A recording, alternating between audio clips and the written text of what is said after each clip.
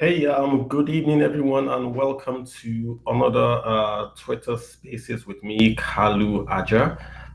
Every weekend we do a space and we talk money, finance, the economy, but we want to make it personal all the time that we speak. So we talk about how the economy affects your individual wallet. So, but this week we want to do a bit of macroeconomics, and if we could say sovereign macroeconomics, and the topic to me is very, very important, especially for Africa. I've been reading about China and how China has really, should we say, become this economic power, And if you are a student of history and you just look at the history of China, from their humiliation with the Opium Wars to Hong Kong to being a very, very poor vassal state, even as late as 1970s, 1976, China had a famine, like a real famine that killed millions of Chinese.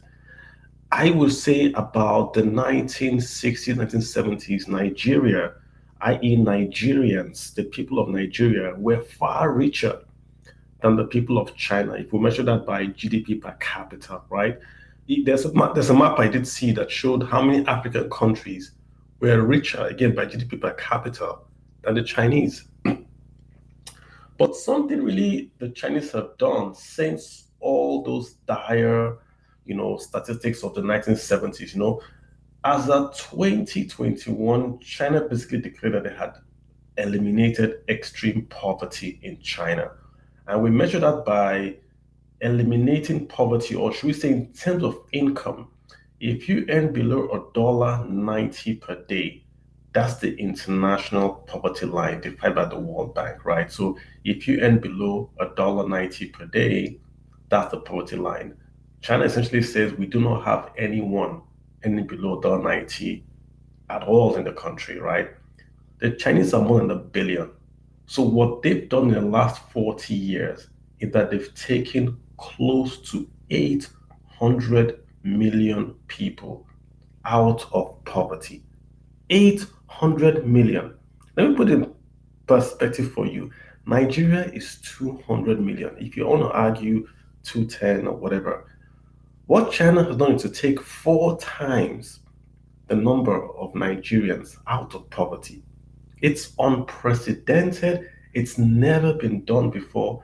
It's literally a historic feat.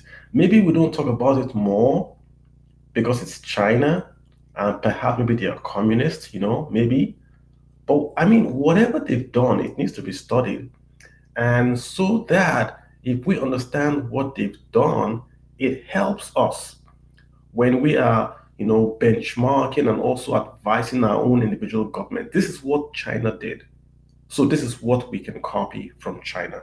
We're not going to copy 100% what China did. It's not possible because China has its own unique circumstances. They had a revolution, they have one party rule, they're a communist party, so it's top down, so you really can't copy that across all demographics and nations. But there's some things they've done on the economic side that I think we can copy and we can implement. It doesn't cost a lot of money. Remember, this was a poor country when China started this journey in 1978. They were a poor country. They weren't rich.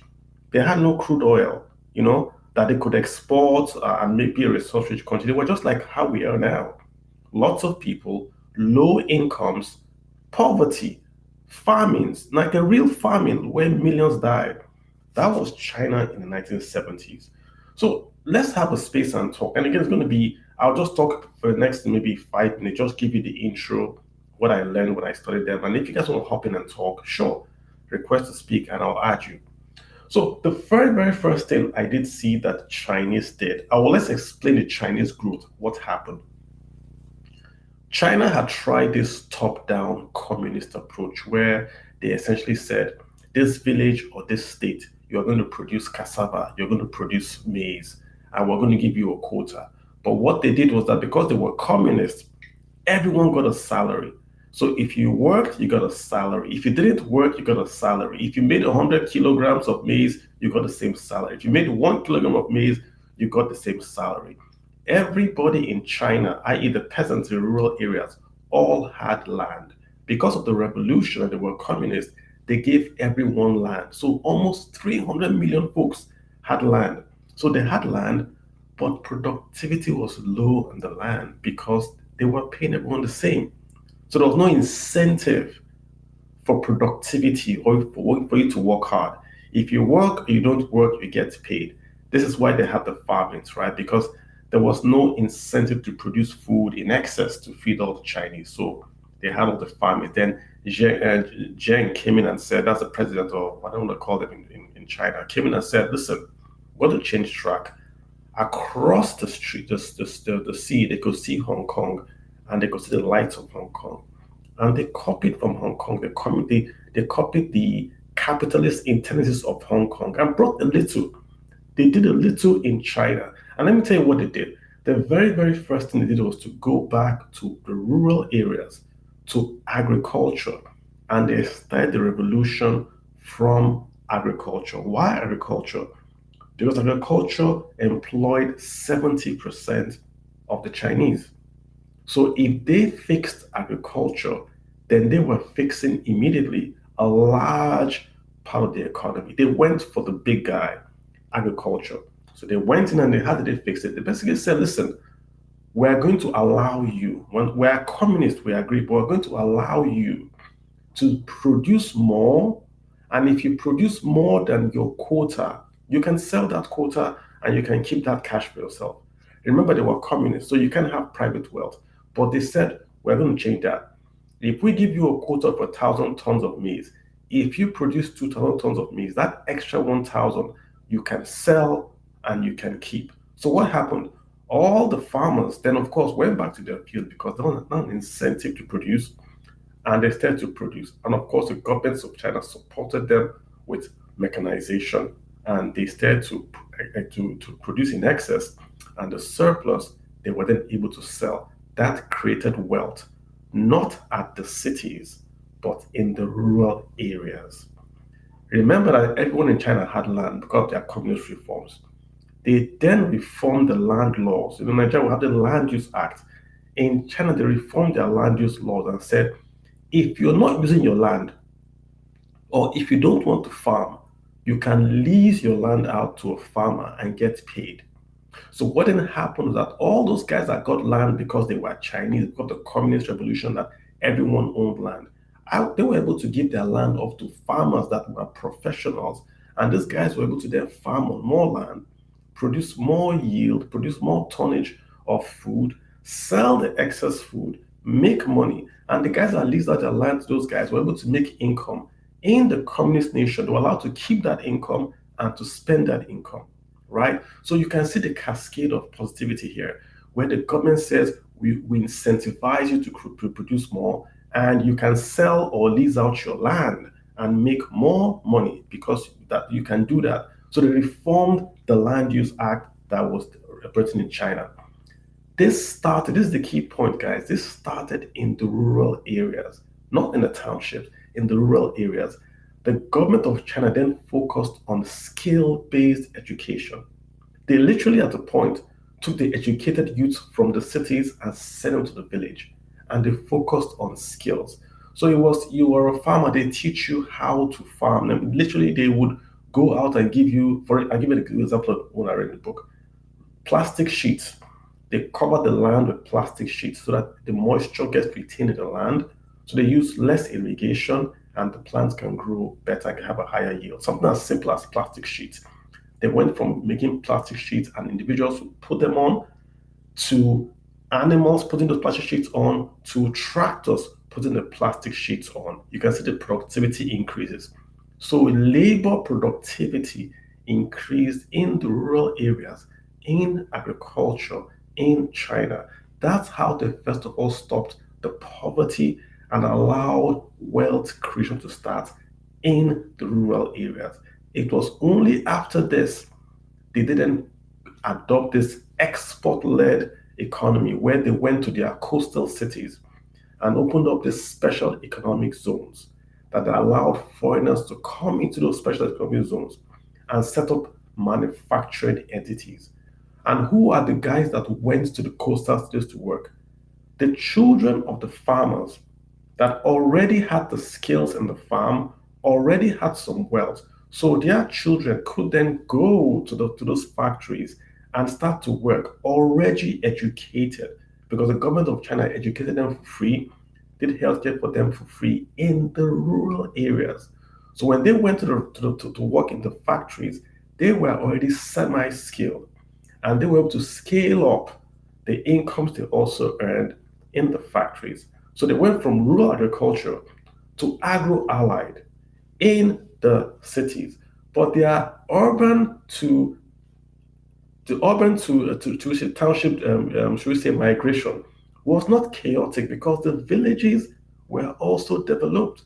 So if you look at it in Nigeria's case, people were not leaving to go from their village to Lagos because their villages had no light or no power. No, people were leaving to go to the coastal cities because there was more income, yes. But even if they stayed in their village, they could still farm, make a living, and make a good wage. So that controlled the urban, rural drift in a way. And China was able to control that drift to the coastal towns where they had set up dedicated export clusters. And from those export clusters, they also improved their manufacturing productivity and efficiency. And of course, did backward integration back to the rural area. So you can see that cycle. The rural areas started, they sent workers to the coastal areas. The coastal workers learned new Western skills and took it back to rural areas. And in China started what we call the TEZs, where they then had in the villages factories set up that copied what the Western companies were doing on the coastal side of it. So land reforms, agricultural reforms, even taxes. The Chinese essentially said before 1978, the main source of Chinese revenues were taxes on the land. Yes, they were communists, but they were taxing the workers and the peasants. After they had the revolution, they basically said if you are farming and you are working the land, they eliminated those taxes. So they removed the government's focus on just earning an income from the yield of the farmers. This allowed the farmers to produce more and incentivized them to stay in farming. They produced food, then went to agro-allied, then went to manufacturing from the coastal cities. That was the plan that they did, guys.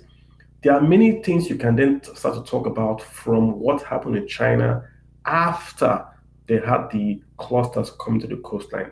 But the main thing that I want to hang on is this focus on the rural areas. The rural areas, that's where they started from. The focus on agriculture, the focus on education, and of course, land reforms. They just didn't do, we're going to buy a tractor and give you as a farmer in your village. They reformed land. So land for the Chinese farmer was a productive asset as well as stability. So the farmer owned the land. In Nigeria, no one owns land. But in communist China, they allowed the farmers to quote unquote own the land. The farmers could lease out that land. So if I owned land in my village in Ohafia and I wasn't going to farm, I could lease out that land to a farmer. The farmer would farm and pay me a dividend, and the Chinese would not tax me. So that was an incentive for me to either farm or to lease out my land. Then the guys that were doing the actual farming, the Chinese then supported them with infrastructure, with education, with healthcare, and of course with political stability. And then they focused on agriculture. Once they had achieved a level of poverty eradication using agriculture, they then moved into the manufacturing that we then see China become today on the coastlines, where they had the foreigners coming and set up joint corporations on the coastlines, where they now copied. Remember, the Chinese were able to copy because they were educated. So the guys that were working in those factories were educated already in the villages. They were not villagers, in quote. They simply lived in the villages. It's a different scenario when you were a villager, say in Nigeria, and you then move to work in say Nestle's factory in Ogun State. What are you going to learn? How do you understand how those machines work? You don't know anything. You don't know physics. You don't know biology.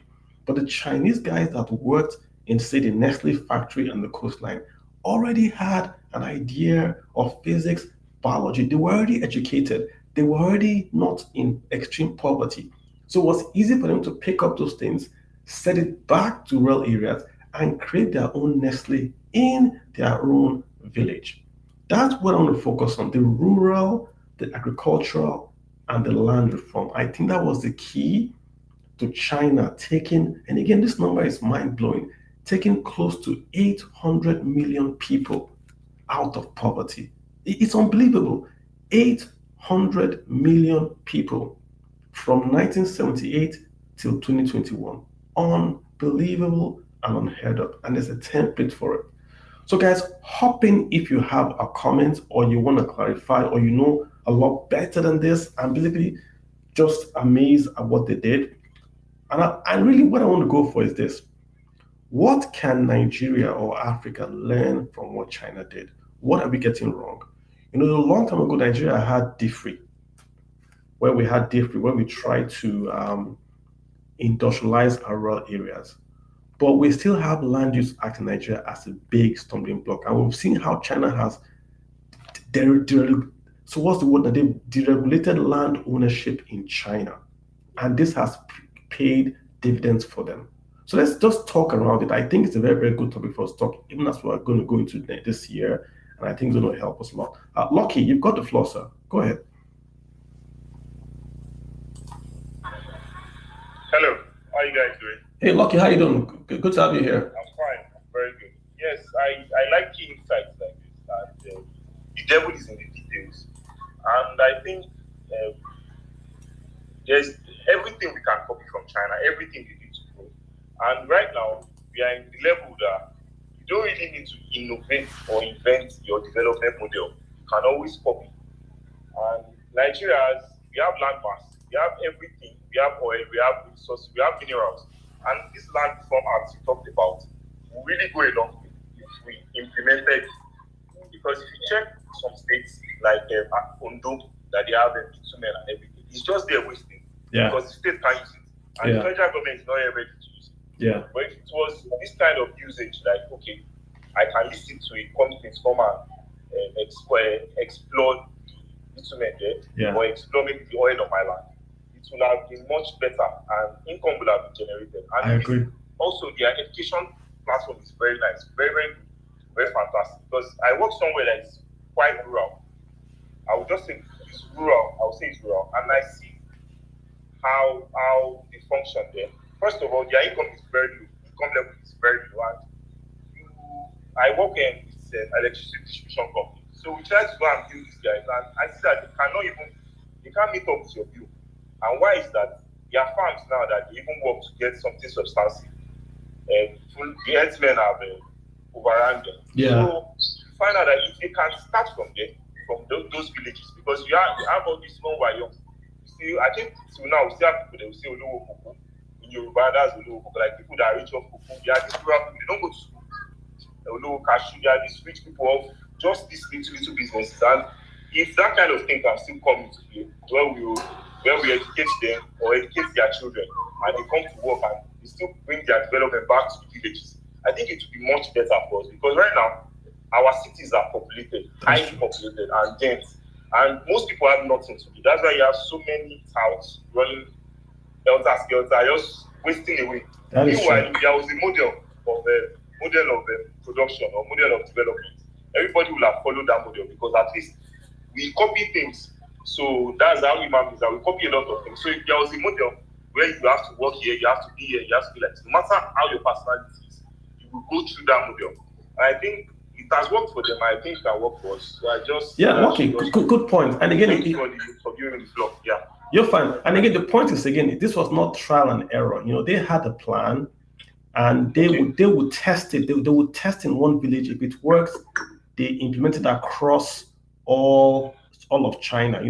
They had a very, very good model, and they controlled how people left the villages to the towns.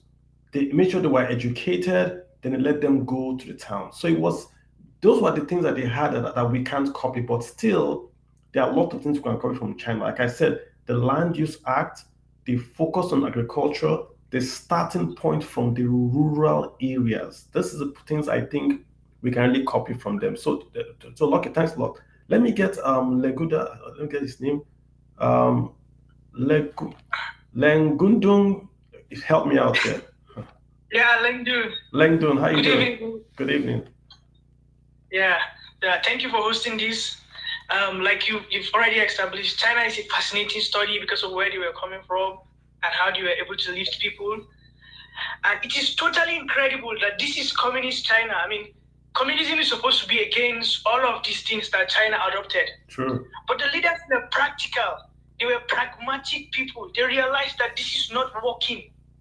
That is the point that Nigeria has refused to arrive to. Its leaders has refused to arrive to realize that whatever economic model we've been trying to do is not working. And like you pointed out, it was capitalism that they imported.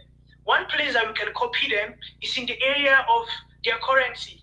So sometimes in 1982, Milton Friedman, the popular American economics, sent a letter to the Chinese Communist Party telling them that actually allowing the market, the Chinese renminbi to have a free flow in the market is going to be actually better for China. And they followed his advice. They actually allowed the market to determine the rate of the renminbi. So at that point, the Chinese currency was really lower compared to the dollar, and it was kind of complaint. But it was actually good for the Chinese economy because it allowed people to export and to buy Chinese product at a cheap rate. Yeah. And then that's how China was able to base its economy on export. And because the money was cheap, people in America and all the European countries were buying this product at a very cheap rate. So many companies moved their production into China. And this is the opportunities Nigeria has. But every day you have CBN governors spending billions that are trying to protect the naira. For what? I think you hit a good point. You hit a fantastic point there that, I make this argument all the time on Twitter, sir, about this strong currency thing. You ask Nigerians, do you want a strong currency or a weak currency? Everybody says we want naira to be strong. And I say, do you understand what you're actually saying? That there is no Google it now, everyone. There is no nation today, Google it, that wants a strong currency.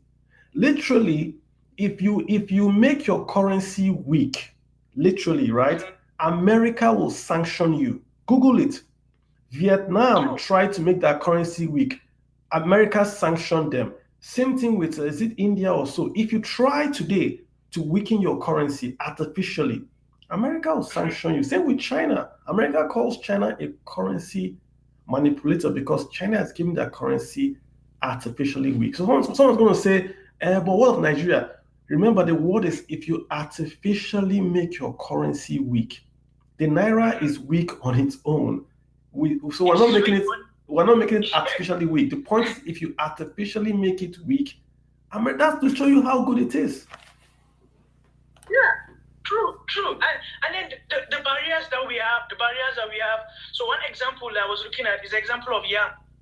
Nigeria has a unique position in yam. I mean, we're actually the largest producer of yam all around the world. Yeah. But what is stopping the barrier to export of yam is actually the cost of exporting the yam itself. Wow. And that's because of our currency. And then there was a law that Shehu Shagari signed during the 1980s or so. There was a time Nigeria was having a food problem, so they believed that banning export of several food items was going to be the best. And so Nigeria banned the export of yam. Until today, no one has gone ahead to look at these laws. So, but what China did in its period of developing was to remove all of these barriers. True. They allowed people to literally, just like you explained, if you can be able to produce more, export it.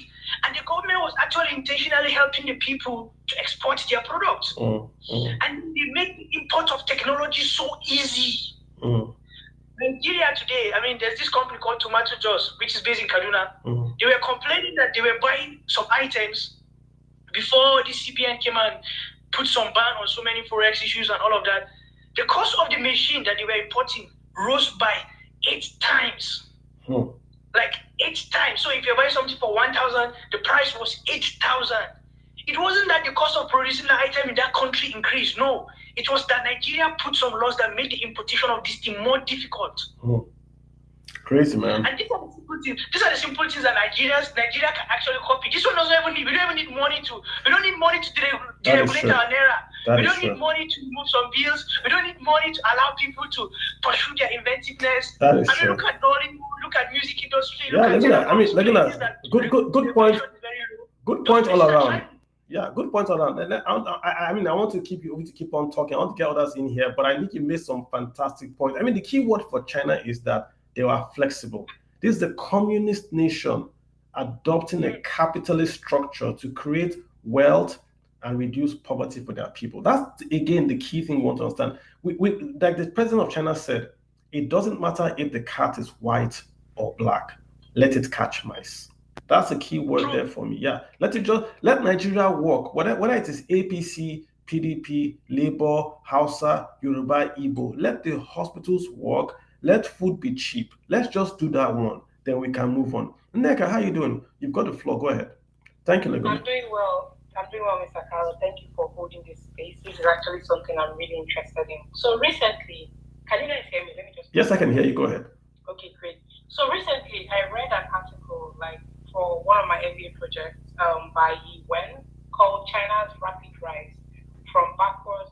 Great book. Read that book. Great book. I read it and I was mind blown. And it has actually affected the way I went back from reading that and a couple of research, and I formed a group with a couple of people from my local government.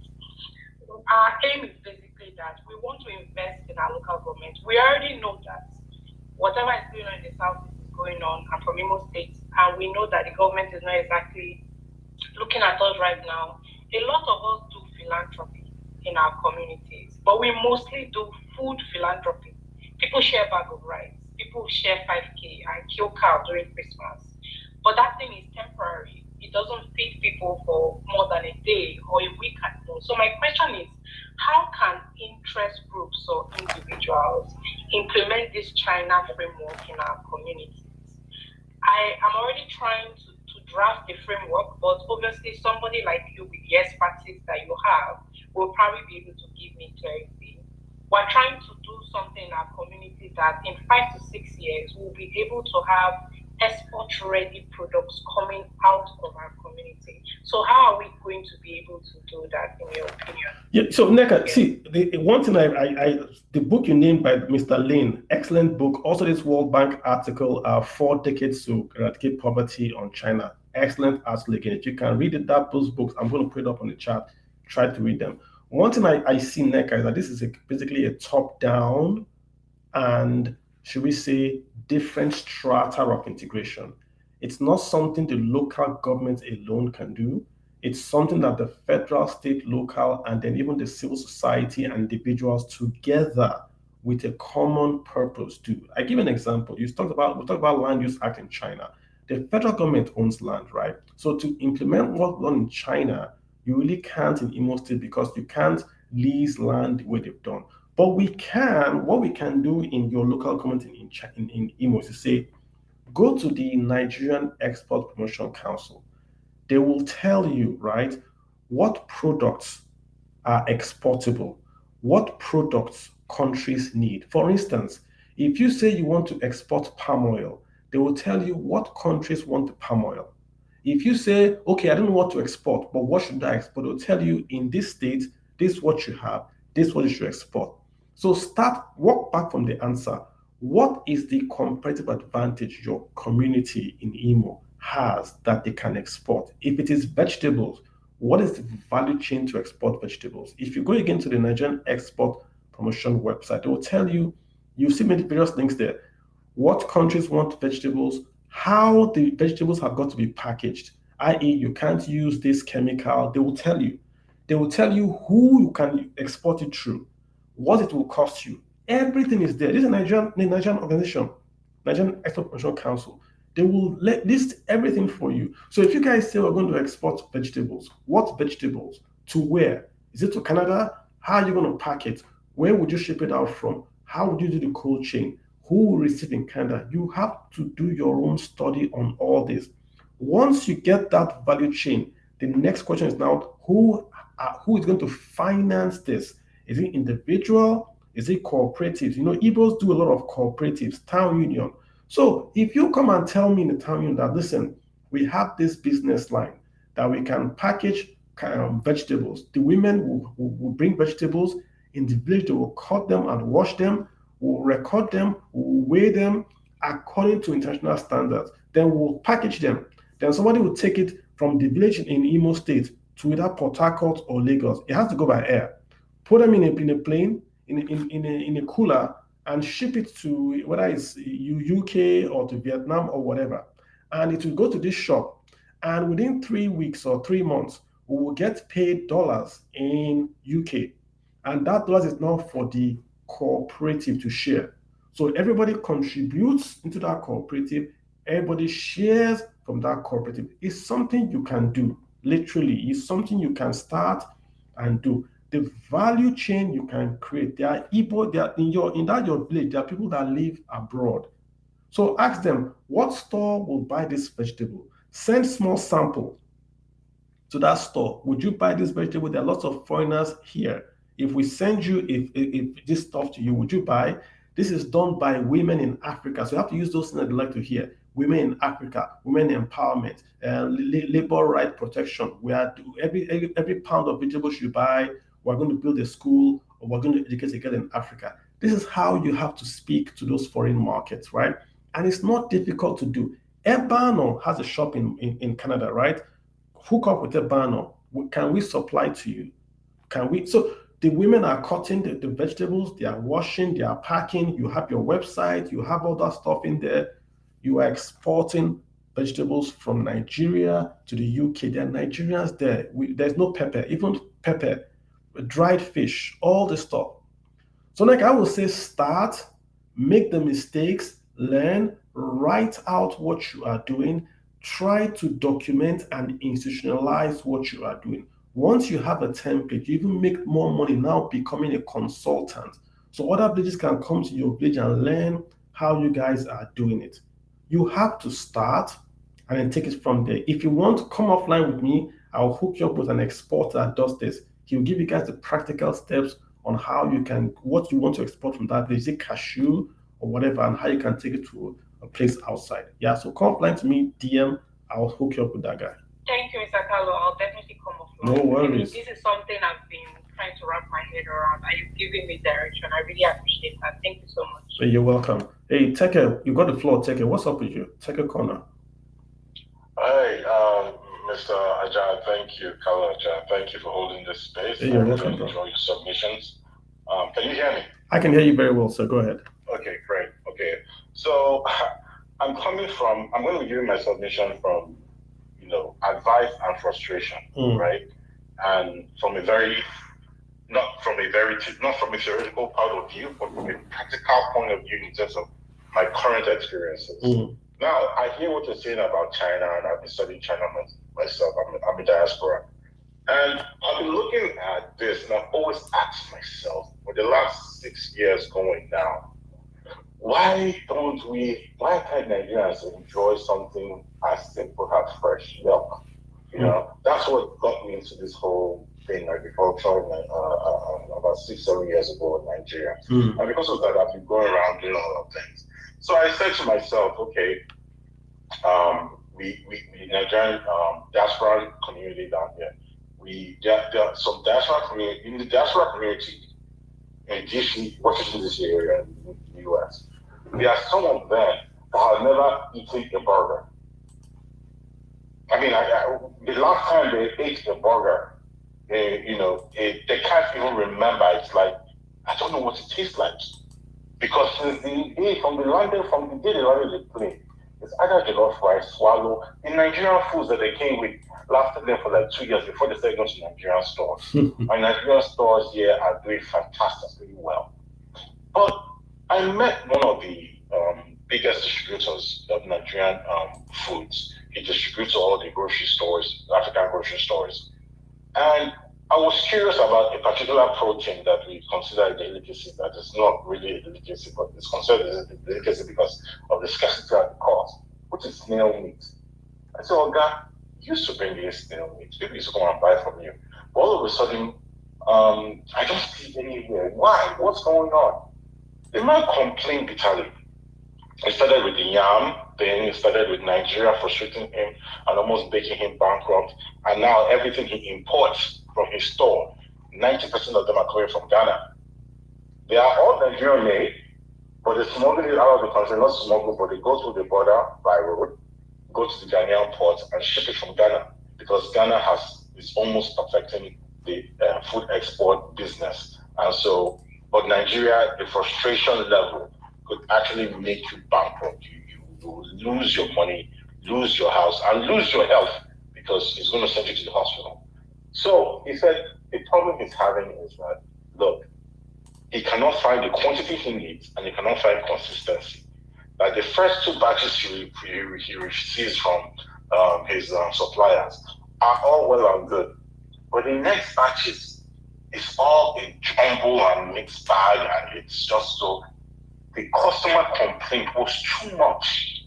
And he said the headache from the customer complaint does not warrant him continuing in that. And that gave me kind of confidence that, okay, because of my whole, I had drawn up some kind of workflow because I really don't like the fact that meat is that expensive. And I wanted to say, okay, I need to do something big to crash the price of snail meat. And so before I do that, let me do a pilot project and see what it really means to have something like that. And my brother, operating in Nigeria is a nightmare. From the government, from the banking system to the policies that exist.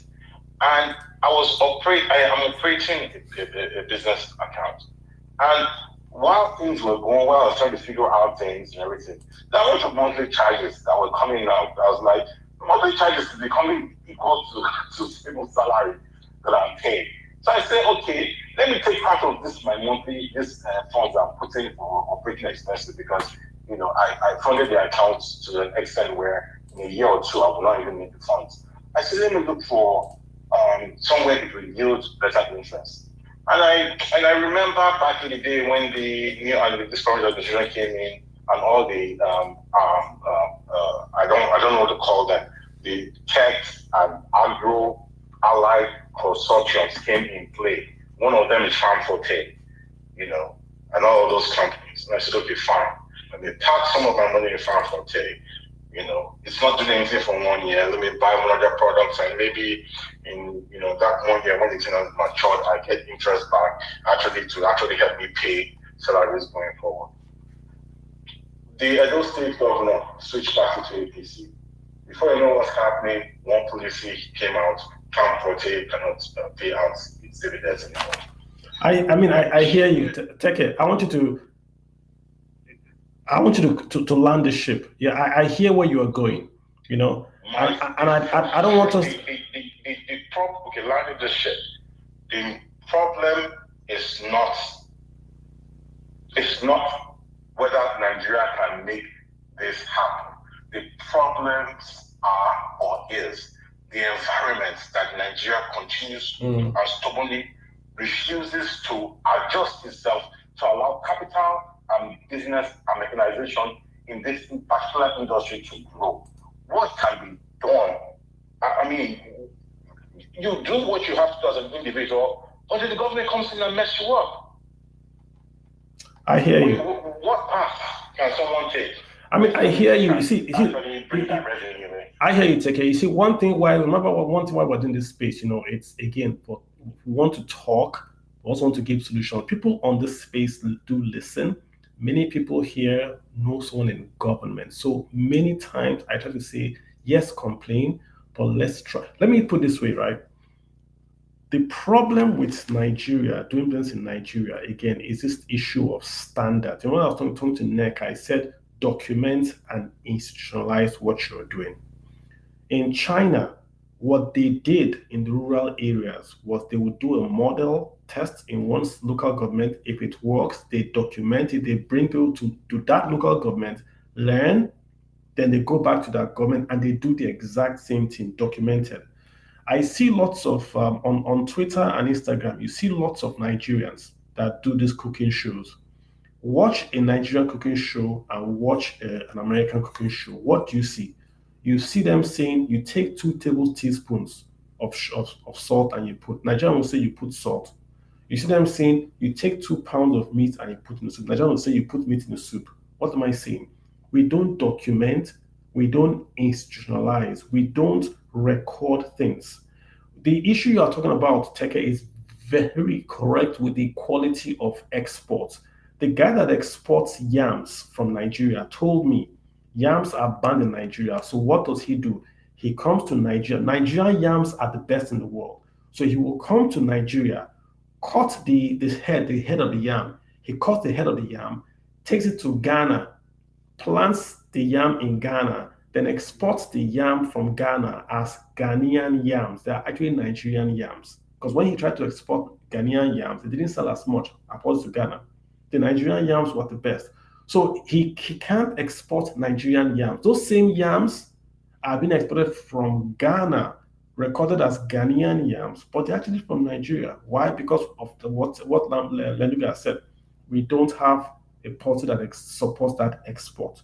So you are completely correct. If you try to buy things from Nigeria, the quality goes up and down because it's not This is our own fault, right? We don't document and insist on standards at the local level compared to what they do abroad. A long time ago, I think till today, we can't export cocoa and some things to the EU because we use chemicals to spray. If you go to that same site, the NEPC site I was talking about, you see it right there that these items are banned from Nigeria because we use so and so things to spray. They don't want us to spray chemicals or we didn't do it the right way. So again, it's the education that we are getting wrong to teach Nigerians the very basics, how to package, how to label, how to maintain stands in the factory. Today, NEPA goes off, so the quality of product goes down. Or your workers, you hire people and they japa or they go to work in the bank. So you lose that knowledge that you have passed along. You are completely correct, but I think one thing we have to do is to crack the code of documenting. And I was saying to NECA, like I'm saying to NECA, right? Target the old women in the village, the ones that are going to stay there, and teach them how to do this because they will stay. And then when they stay, they then get that manner that they can then teach others that come after them. Younger people, and I'm saying this openly, younger people tend to move. So if you teach them this, they will move and take that knowledge with them.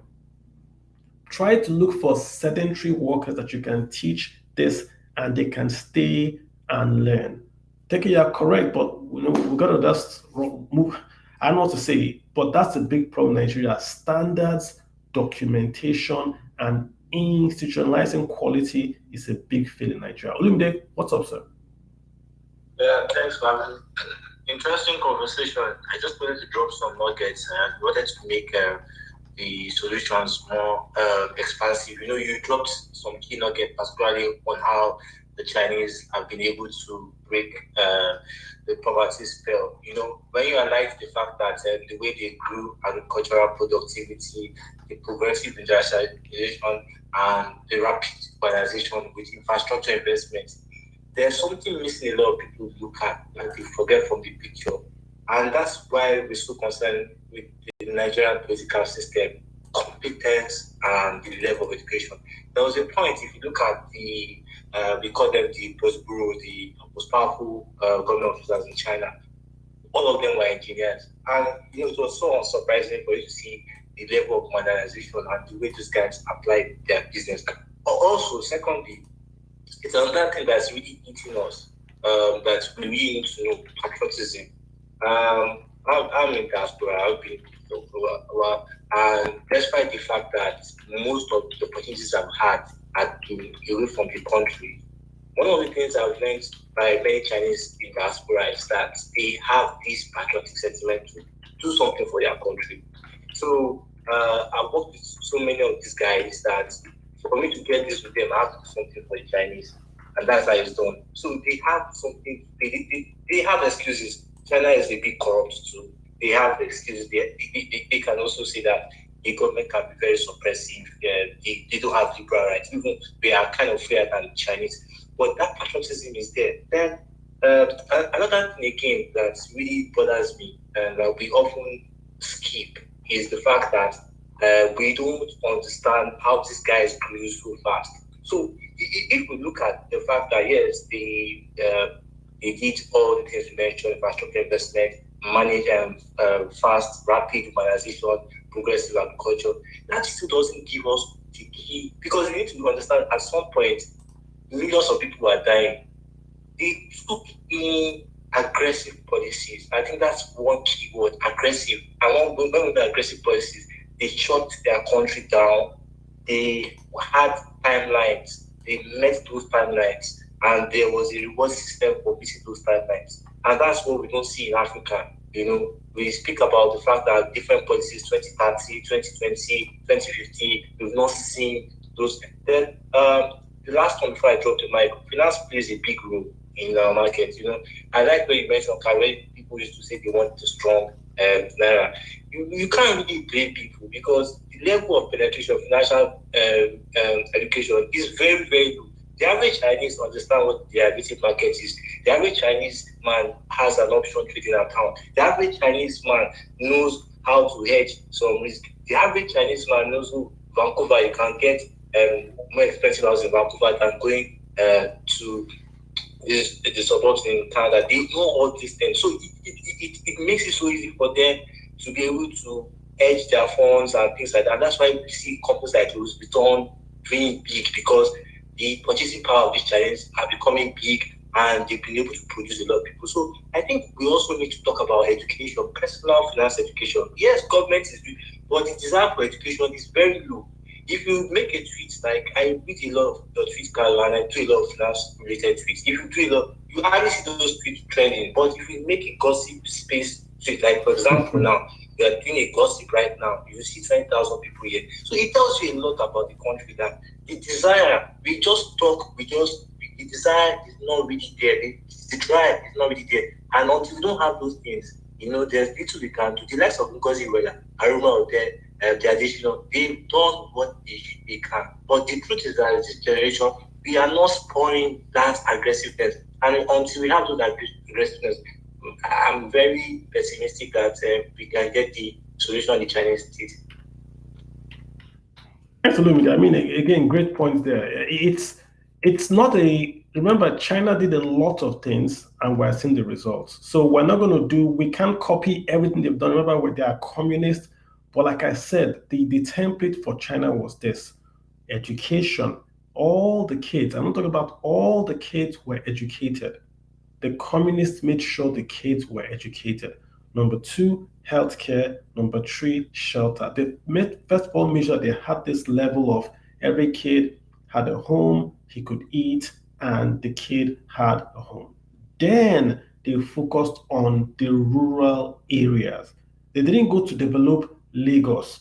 They developed Echo, the Badagry, the Ekpe. They developed the rural areas first. They made wealth start from the rural areas. So those kids did not have to go to Shanghai or Lagos, Abuja, or Port Harcourt to get a job. They could get a job in the rural areas. Doing what? Doing agriculture. So they didn't export. They first of all started with making food cheap. Then they did agro-allied. They did the mechanization first in the agricultural sector. They revamped their land use that gave everyone right to land. And they said, if you don't want to use your land, you can lease your land out and make money from the land. So land became a savings account, also a defensive asset for every Chinese. In Nigeria, how many Lagosians even own, not, I'm talking the owner, the Yorubas in Lagos, how many of them own land? Or how many people in, say, Imo State own land? But in China, everyone owned the land because they were communists. So if you don't use your land, you lease it to someone like maybe Dangote Rice that wants to make rice, then Dangote Rice pays you. That's the second thing they did.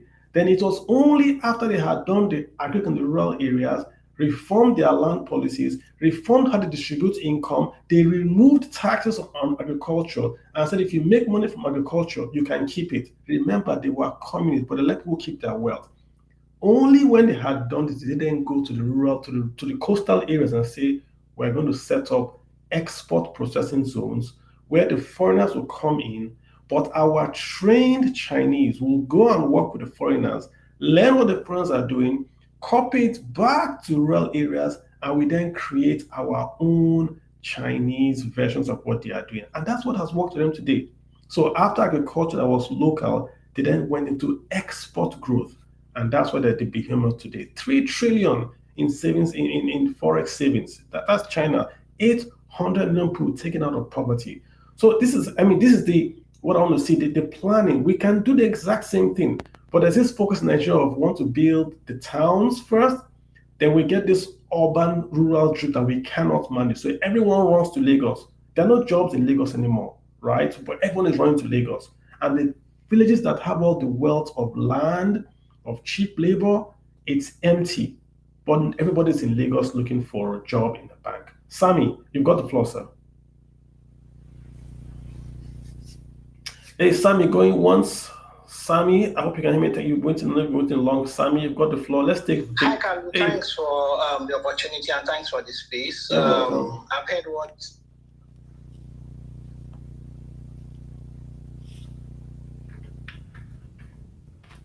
Sammy, you dropped off. Can you still hear me? You're muted if you can still hear me.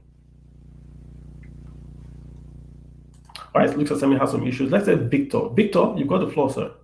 Victor, I've got Victor Usoro. Hi.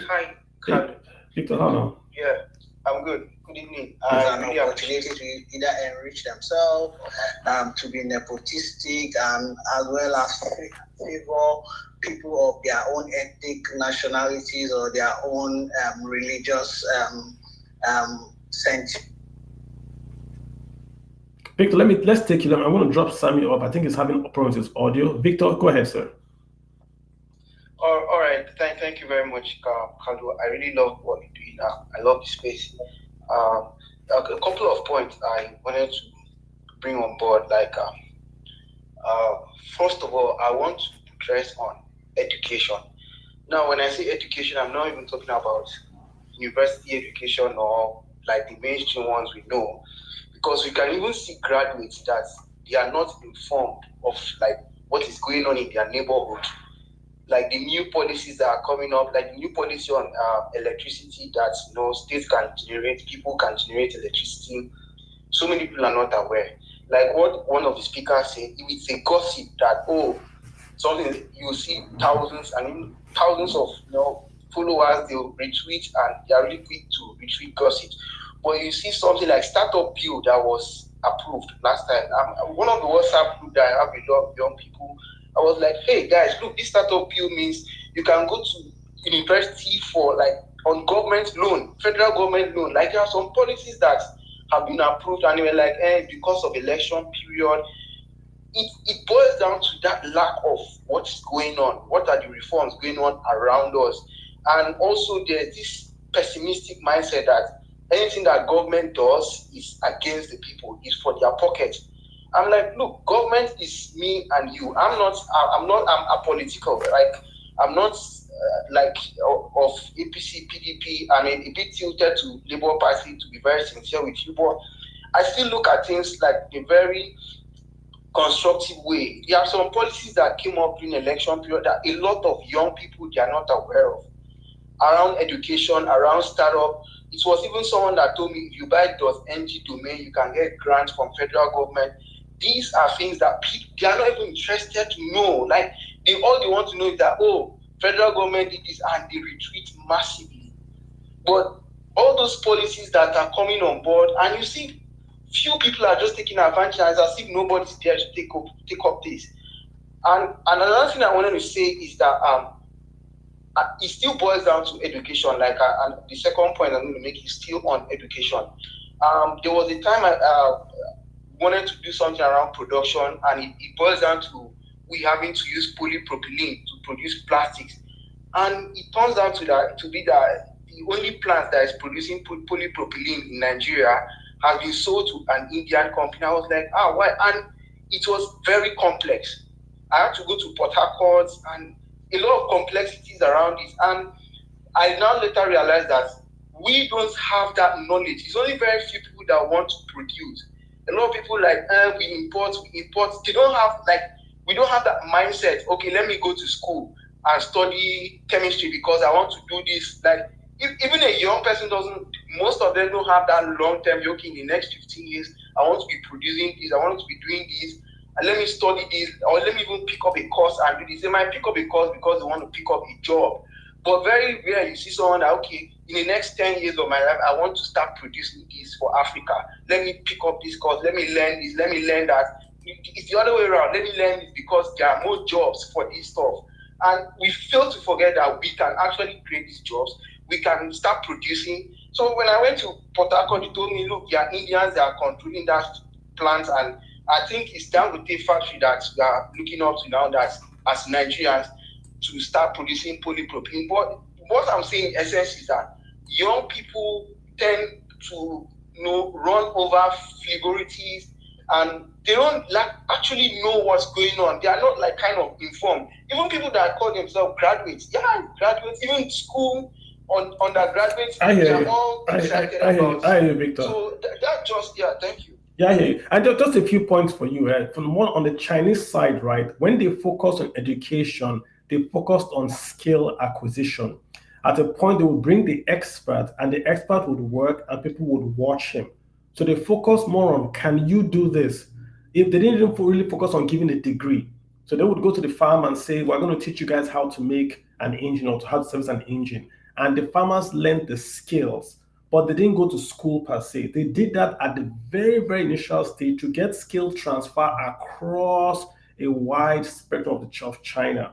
So they built schools for the kids, but they focused intently on skill transfer. Not really that you are a doctor, but that you are a doctor that knows how to do something. That's one thing Nigeria can also pick up. To your point about the factory that does the polypropylene, that factory was an NNPC petrochemical refinery, and it stopped working. It was dead.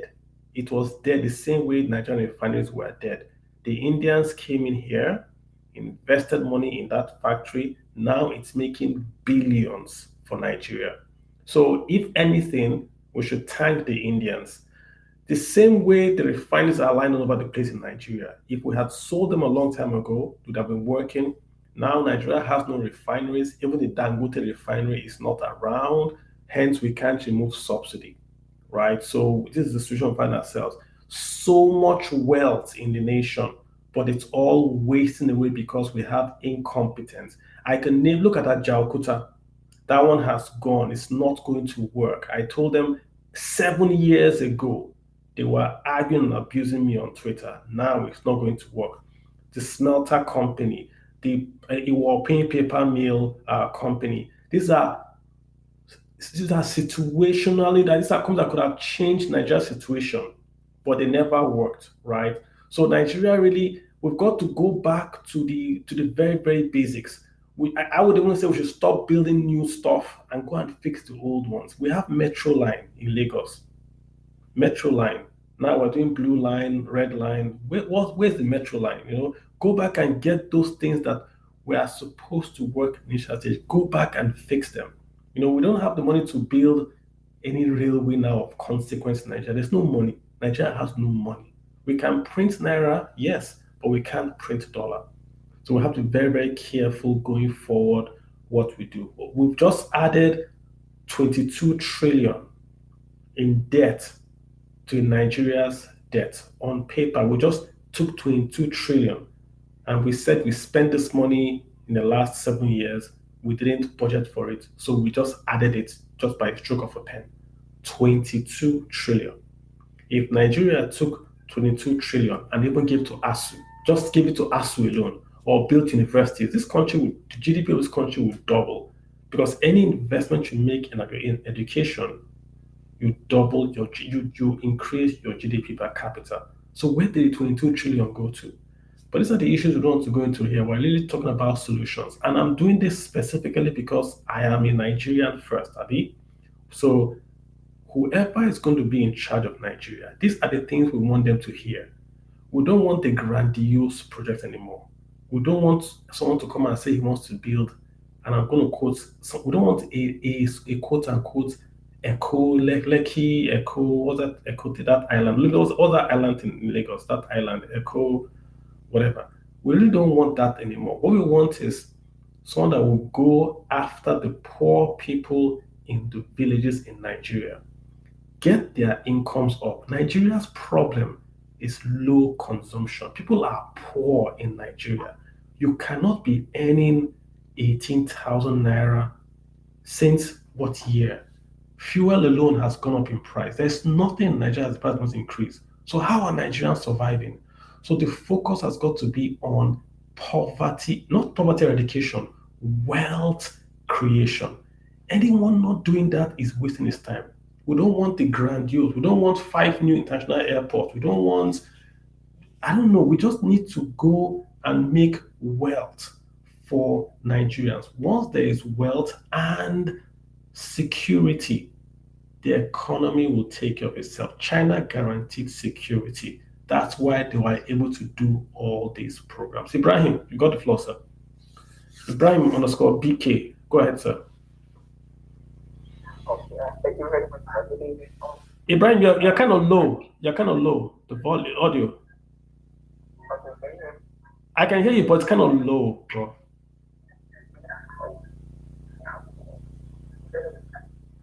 Let me get Danjuma to speak. Yeah, Ibrahim, yeah, go ahead. You can speak. I can hear you now. Ibrahim, go ahead. Okay. Thank you very much, sir. I'm super excited actually to join this space for the past, I think, 30 minutes, and I really learned a lot from other speakers, especially talking about how we can participate in trying to build or trying to make good things in Nigeria, and especially talking about this China. Actually, for the China's success in eradicating extreme poverty, actually is a result of a combination of factors. I think the Chinese government's poverty alleviation campaign was a top-down effort that involved certain targets, providing funding and mobilizing resources at all levels of government. The difference between how China's approach trying to provide some sort of like develop infrastructure such as roads and bridges in rural areas. What I can add here is to ensure that we want Nigeria at least not to maybe copy 100% of what China did actually, but at least to try something tangible. Like you have mentioned, Mr. Kalu, regarding the education, actually, the debt that Nigeria's borrowed almost 22 trillion. At least, if that pound has been given maybe to us or something like that, at least the education will have double this GDP. Thank you very much for this space. Thank you very much, all. Thank you very much.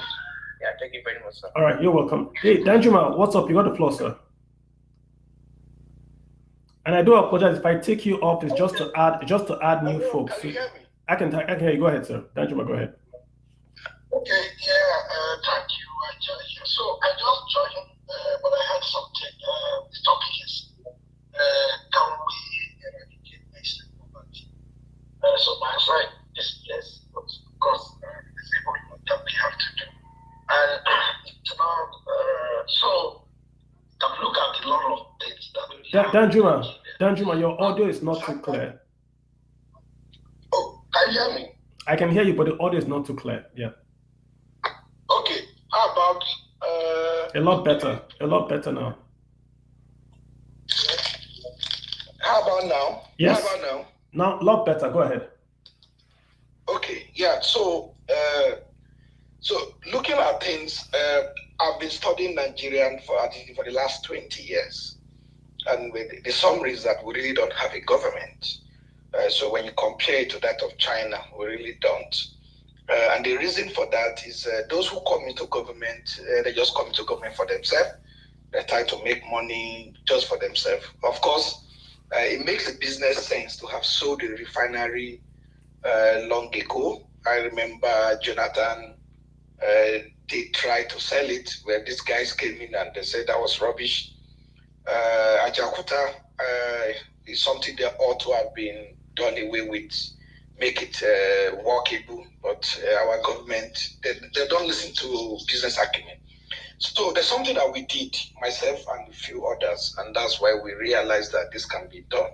I'm from Kogi State, and then the part of Kogi I'm from is the parts where we share border with the Igbos, especially from Enugu. I think Kogi, then Benue and Enugu, that part of Enugu, so very close to Upolo. We live there like a community. You can intermarry, do everything. It's the same as Nigeria.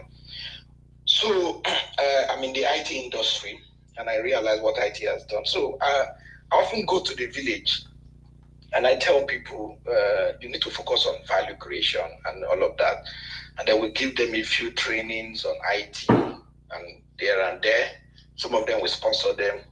But also, again, we look at, I have one of my cousins who has done a lot and said, look, no matter how poor the area is, if we focus on value creation, people can actually make money for themselves and take care of themselves.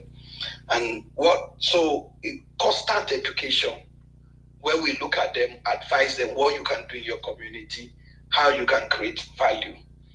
Then now we have a market there. Both of us from Kogi State, the Ubolo, the Igbos are like our international guys. I don't know how those guys do it. They have a way of getting anything done.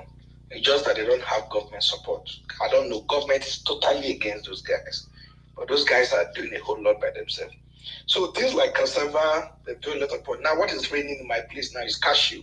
I think someone spoke about standardization. Yes, there are different areas, different guys who comes up with their own requirement, and they are doing that. There are already those who have who are now looking at how they can make cashew well better for themselves. These are family, so we'll be able to create communities, create like a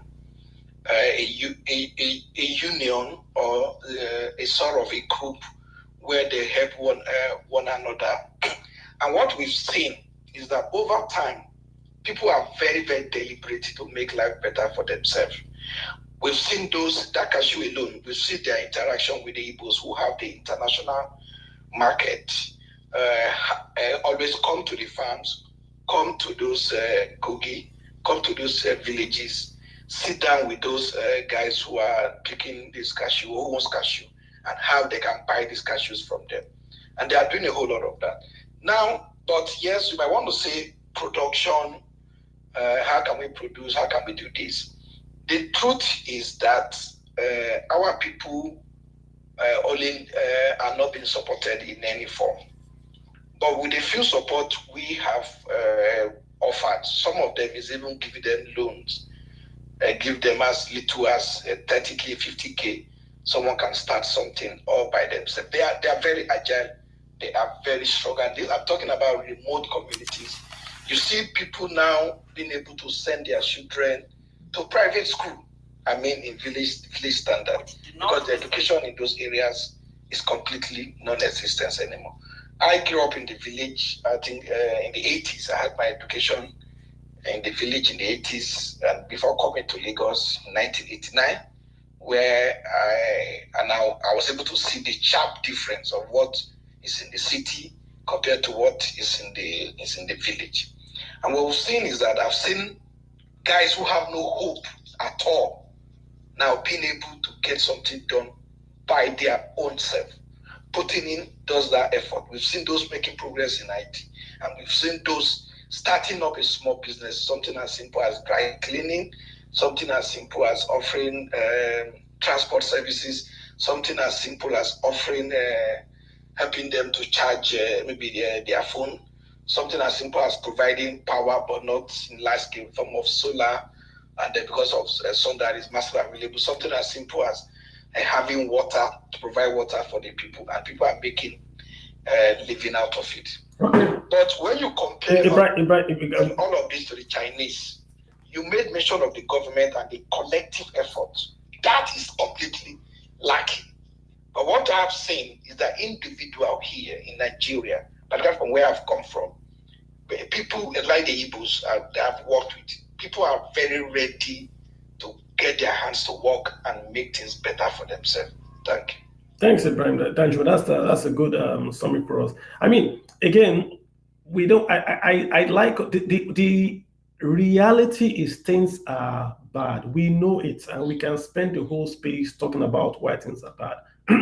I want us to think more of solutions, what we can copy, what is working. So I'm not saying don't talk about your reality. There's a reality that things are bad. We are all here. We know how things are. But again, remember, as bad as things are in Nigeria, we've not yet had a, should we say, famine.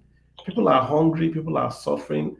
But in China, millions died because of famine. And they went from that to what they are today. I tell you guys a story all the time of how a Chinese guy, his name is Mr. Chris Woods. If you Google him, I think he's the chairman of the Nigerian Chinese Chamber of Commerce, Mr. Chris Woods. He was talking about when he came to Nigeria, I think that was 1978. The Chinese government sent Chinese engineers to Lagos to study overhead bridges. Because back then, only Lagos was one of the few cities on earth that had overhead bridges in Lagos. One of the few. And they came here to study bridges in Lagos, the Chinese. And today, they're the ones funding our bridges now in Nigeria. So what did they do? I mean, we know what they did. And like I said, they have a few advantages, but still, what can we get from them is where I really am going to. Iche, Iche Omenka, you've got the floor, sir. Go ahead. Yeah, okay. Good evening. Good evening, everybody. I've been listening. I'm actually a frequent listener to your spaces, though I'm always on the listener section. But this topic actually caught my attention. So I'm actually going to prefer most of like solution based on all that I've actually said and my own personal experience. I'm that kind of hands-on kind of guy. Yeah, not that I can't go and sit down. In fact, if probably I could sit down and write, I'll definitely get A's, which has always been there like that. But I'm that kind of person that men looking at something working, I can literally go down, go back, sit down, create a different design, replicate something better. So even as of my second year in school, I've already started working with a couple of oil multinationals right back from there. Then I opted to go for this more of like a professional where I can get hands-on because I know where my weaknesses and strengths were. So some of my guys decided to go to Unity. I went to Metallurgical Training Institute. From there, as of year 2, I started working with multinationals there. So now my point is, the truth is that the way we see some sort of education, and sometimes I'm sad with the kind of government we actually have in this part of the world. I've actually studied Chinese closely, Chinese, and you can equally think about what is this country again? I will still remember their name. So what they do is that the kind of education they do is not necessarily all about the classroom, the 4 classrooms. For example, in my own state, there was this program we had. So I've actually figured out that you can literally find a lot of youths that are actually interested in trying to create one thing or the other, just like exploring that they have found that things they actually knew. They really wanted to get something done. So I had an opportunity. I met with some government officials, some commissioner, I met the governor. I told him, sir, you see, in every community, you guys knew me.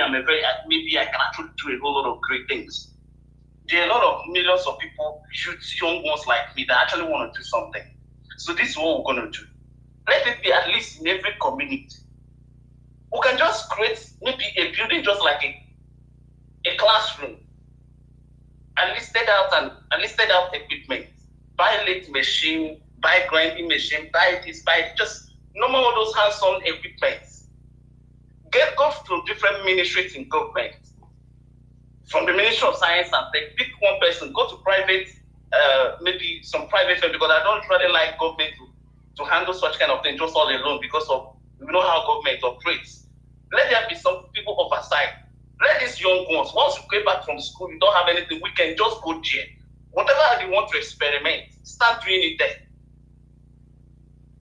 Government, you can literally fund this thing. It's not only maybe something sort of big. We have a lot of young ones doing all that. We can actually integrate maybe an ICT unit for those that want to coach. At least it's something that is not even up to 200 million. I don't think this is exactly what we need. Just give us a challenge. You got to land the ship. I want you to land the ship. Make your point. Okay. So my point is that I only think that the government really needs to focus on what will actually impact on people. Because it looks like in this part of the world, all we actually see as development is actually building a whole lot of bridges, maybe painting them, just concentrating on one part of the city. I feel that the development will actually need to start from the rural areas, just like someone is actually saying. And probably maybe we really need to look at how we see our educational systems. Maybe vocation needs to be attached to the education, so that even when we read, we should be able to go there and practically, by the time somebody comes out of school, you're already a professional and are actually being employed in all these fields. Thank you. Gotcha. Vocational, rural-based. I mean, those are things we're talking about here, and I'm glad that's. I think something like you said. You're right. Vocational, rural. Those are two key words I heard there. I am Eri Olua. Go ahead, sir. I'm glad to have you here. Good evening, Mr. Kalu. Always a pleasure to be here. Good evening, everyone. Hello, sir. You know what? I want to quickly say this. We need to focus on the access to loan, cheap access to loan, because what we have currently in Nigeria is practically impossible for entrepreneurs to get access to loan that are cheap. The ones that they have, it becomes practically impossible for them to make ends meet with it. And that's a big challenge. So we need to fix that. Another thing we need to fix is to focus on that skill acquisition, which is probably being overflowed, but we need to emphasize it. You know, I remember when I was in school, and the idea or the mindset was get to school, graduate, and then start making money. So if we focus on skill acquisition, then people will start understanding that what really matters is you becoming somebody that can offer value and get reward with money in return. So it wouldn't be all this trying to stay at home, for years, trying to get job, and after that, then what happens? So we need to focus on that. Another thing we need to focus on is to prioritize financial literacy. You're doing fantastic work. Your book and everything that are in the market.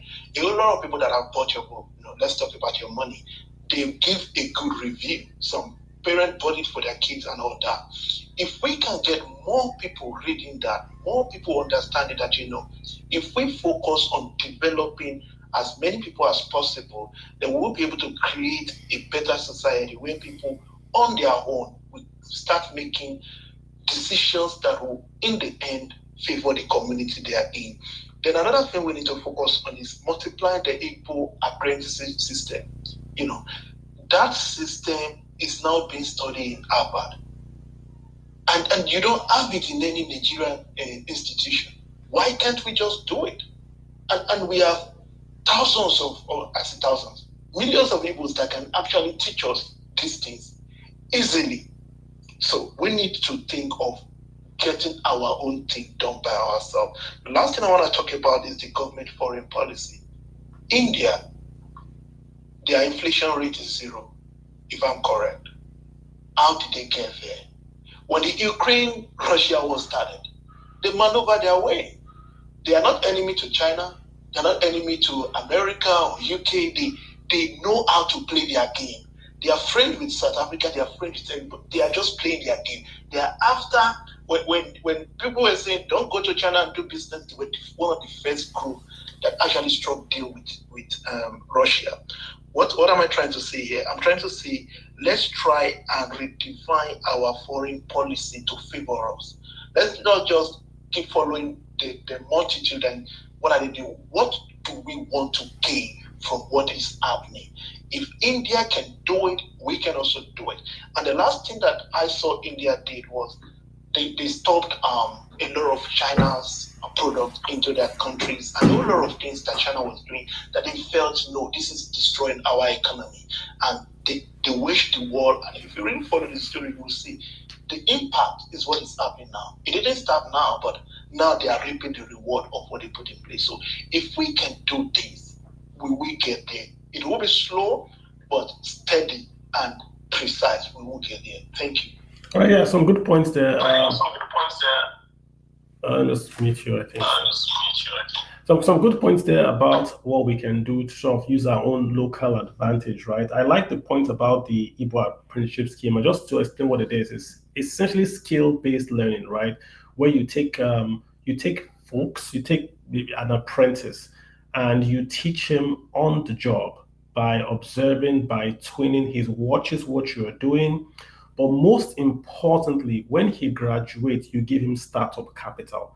I think that's the difference with what the Igbos do and what other apprentices do, is that when he's working for you, you are paying him, but you are amortizing that payment, right? And then at the very end of his tenure, when you release him, when you say he has graduated from the internship, you give him startup capital, you give him connections to your links.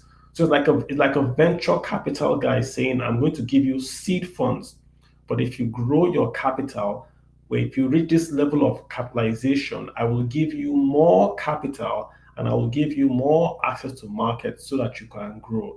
And because they do it across the board, there's a pathway. A kid in the village has a pathway from the village to becoming an economically significant individual by simply getting apprenticeship trained. He knows if I spend 10 years with this guy, my guy will give me he'll give me my freedom, and I have capital, I have access to his network. And I see their ceremonies. It's a very, very big thing. It's not just a casual thing. When people are getting released, their families come, they will do your CV there, and they will say you came, this is what you did, and there's no set funds. It's based on how you have worked. So if you work lackadaisically, the guy can give you 2 million. There are some people that have worked very, very hard for their boss, and they give them a lot of capital. So it's something we can adopt, institutionalize, put some guardrails around it, and then maybe some folks can adopt it. I like it. So let's see what we can do with it. Baba Machina, you've got the floor, sir. Hey. Hello, I don't know if I'm audible. Yes, you are, sir. Go ahead. Yeah, thank you so much for the opportunity. I love listening to most of your Twitter space conversation. And this one caught my attention because we are talking about extreme poverty and how to replicate the Chinese models of development to Africa, precisely Nigeria. But I just want to make a comment because I don't think if in Nigeria or Africa with this kind of arrangement of we are more oriented, socialist-oriented people, and most of our policies and program is being influenced by socialist, ideas. So it is hardly for us to improve the quality or to improve the standard of living of our people in African continent, which with this kind of socialist systems. For example, in Nigeria, I saw a report that about $7 billion was spent for social investment program in Nigeria. But if you look at the statistics from World Bank's National Bureau of Statistics and other developmental indices, institutions, you might understand that it has not yielded any impact. The poverty is going off, and China is lifting more than about nearly billion Nigerians, Chinese out of poverty in 4 decades. China take advantage of globalization. China take advantage of America using America using cheap labor in China. China use that opportunity to lift these people about nearly billions Chinese out of poverty. So we need to understand globalization. We need to understand where the global economy is going. And we also need to discard the idea of socialists, because it is only advanced country, that can employ this kind of spending money just like that. And we cannot create jobs with this kind of arrangement, sharing money in the name of cash, conditional cash transfer, social investment, and all of that. We need to provide enabling environments for private sectors to thrive. We need to attract foreign investment, just like the way China is doing. Because even China is overtook America in terms of foreign investments, in China, in the world, in terms of foreign investment, So we can also do that in Africa. What we need is for our leader to provide us with enabling environments for private sectors to thrive, provide security, provide education, quality education. Let's just improve our own quality of education, because it is only with the quality of education that we can move people out of poverty. And our education is obsolete. And what we are doing now in Africa, we are just producing next generation of letter writers. And that is what virtually most of our universities are doing. Our lecturers are not productive. The university itself is not productive. There are no any transfer of knowledge between the university and the industry in Africa. So we are now borrowing from other Western countries. We need to understand our problem. We need to understand what is our developmental needs. How do we eradicate people? How do you eradicate poverty and lift people out of poverty? And we need to understand that we cannot do that without giving people handouts, giving people money. We are making people lazy. Instead of that, creates credit facilities. That the rural people will access it. I hear you. So that way will create wealth. Thank you so much. Yeah, but Baba, good points there. Very, very good points on the. You are talking about we are being too socialist and all that. I agree with you. Let me just make a few points about conditional cash transfers. They're not bad. It's just that what Nigeria is doing it wrong. If you go to Brazil used what they call Bolsa Familia. That was a conditional cash transfer. They did it and they did it perfectly. It works there in Brazil. They will give you cash, but in return, your kid must get inoculated. Your kid has to go to school, and your kid, what's the last one? Yeah, they attach conditions to it. So you can get the cash, in return, the kid, your family has to send your kid to school, and the kid has got to get inoculated against all these childhood diseases. So it's a very, very good way for extreme poverty. The folks that are so poor that they can do nothing. Yes, the state can create that cash safety net. But in Nigeria's case, I'm not sure we have any record. We keep on saying we're giving money to 10,000 households. If you call for that record, I doubt you get that record. We've wasted that money, in my view. That money we don't have that record, and the money is the cash. The conditional cash transfer is just something that it's just a scam. Because even those people that if you ask the people who are beneficiary or actually, they will just tell you that we're not getting anything from the government. Yeah. We are just spending the money just like that, and the money is just spending, and corruption is taking over. And that is why I say socialist ideology in Africa is not for us, because our system, our institution is weak. So the money is going to the hands of few individuals instead of the target beneficiary. And we cannot reduce poverty. We cannot leave people out of poverty in a situation like this.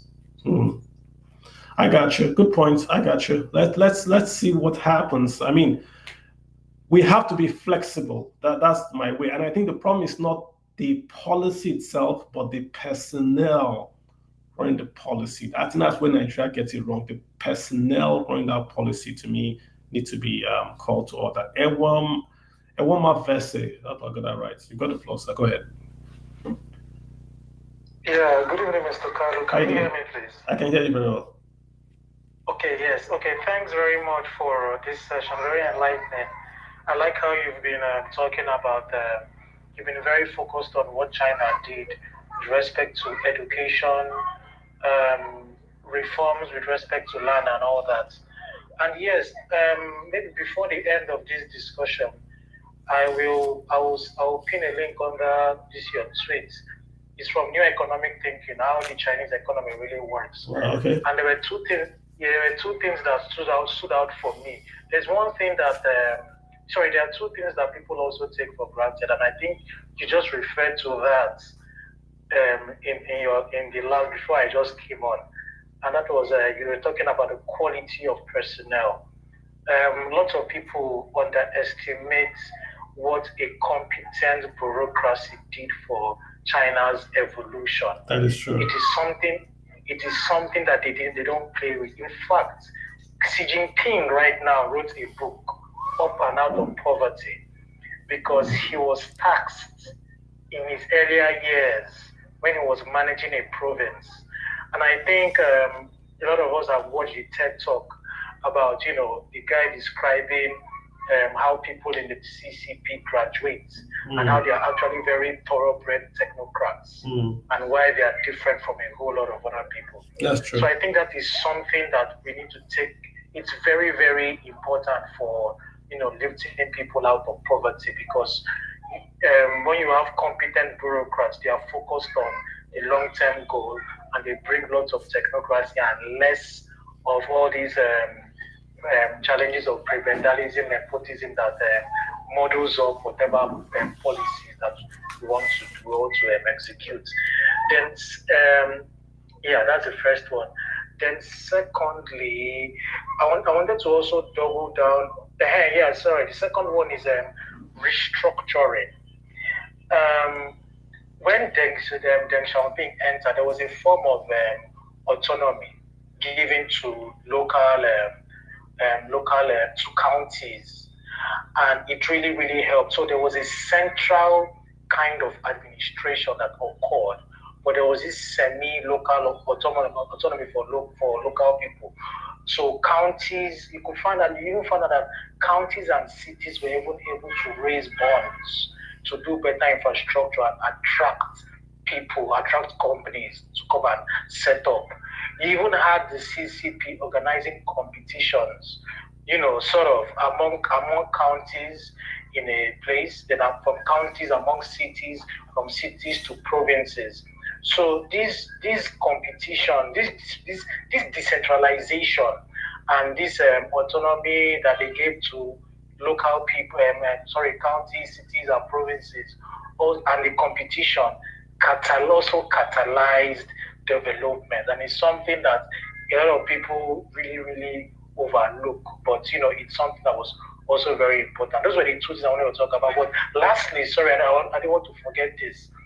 If anybody has been following the Chinese news, I think this is doubling down on what you said, Mr. Carlo, about education.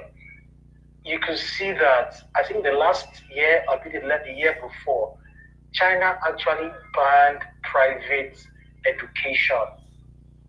This is because a lot of people were taking advantage of the high, regard for exams and education in China.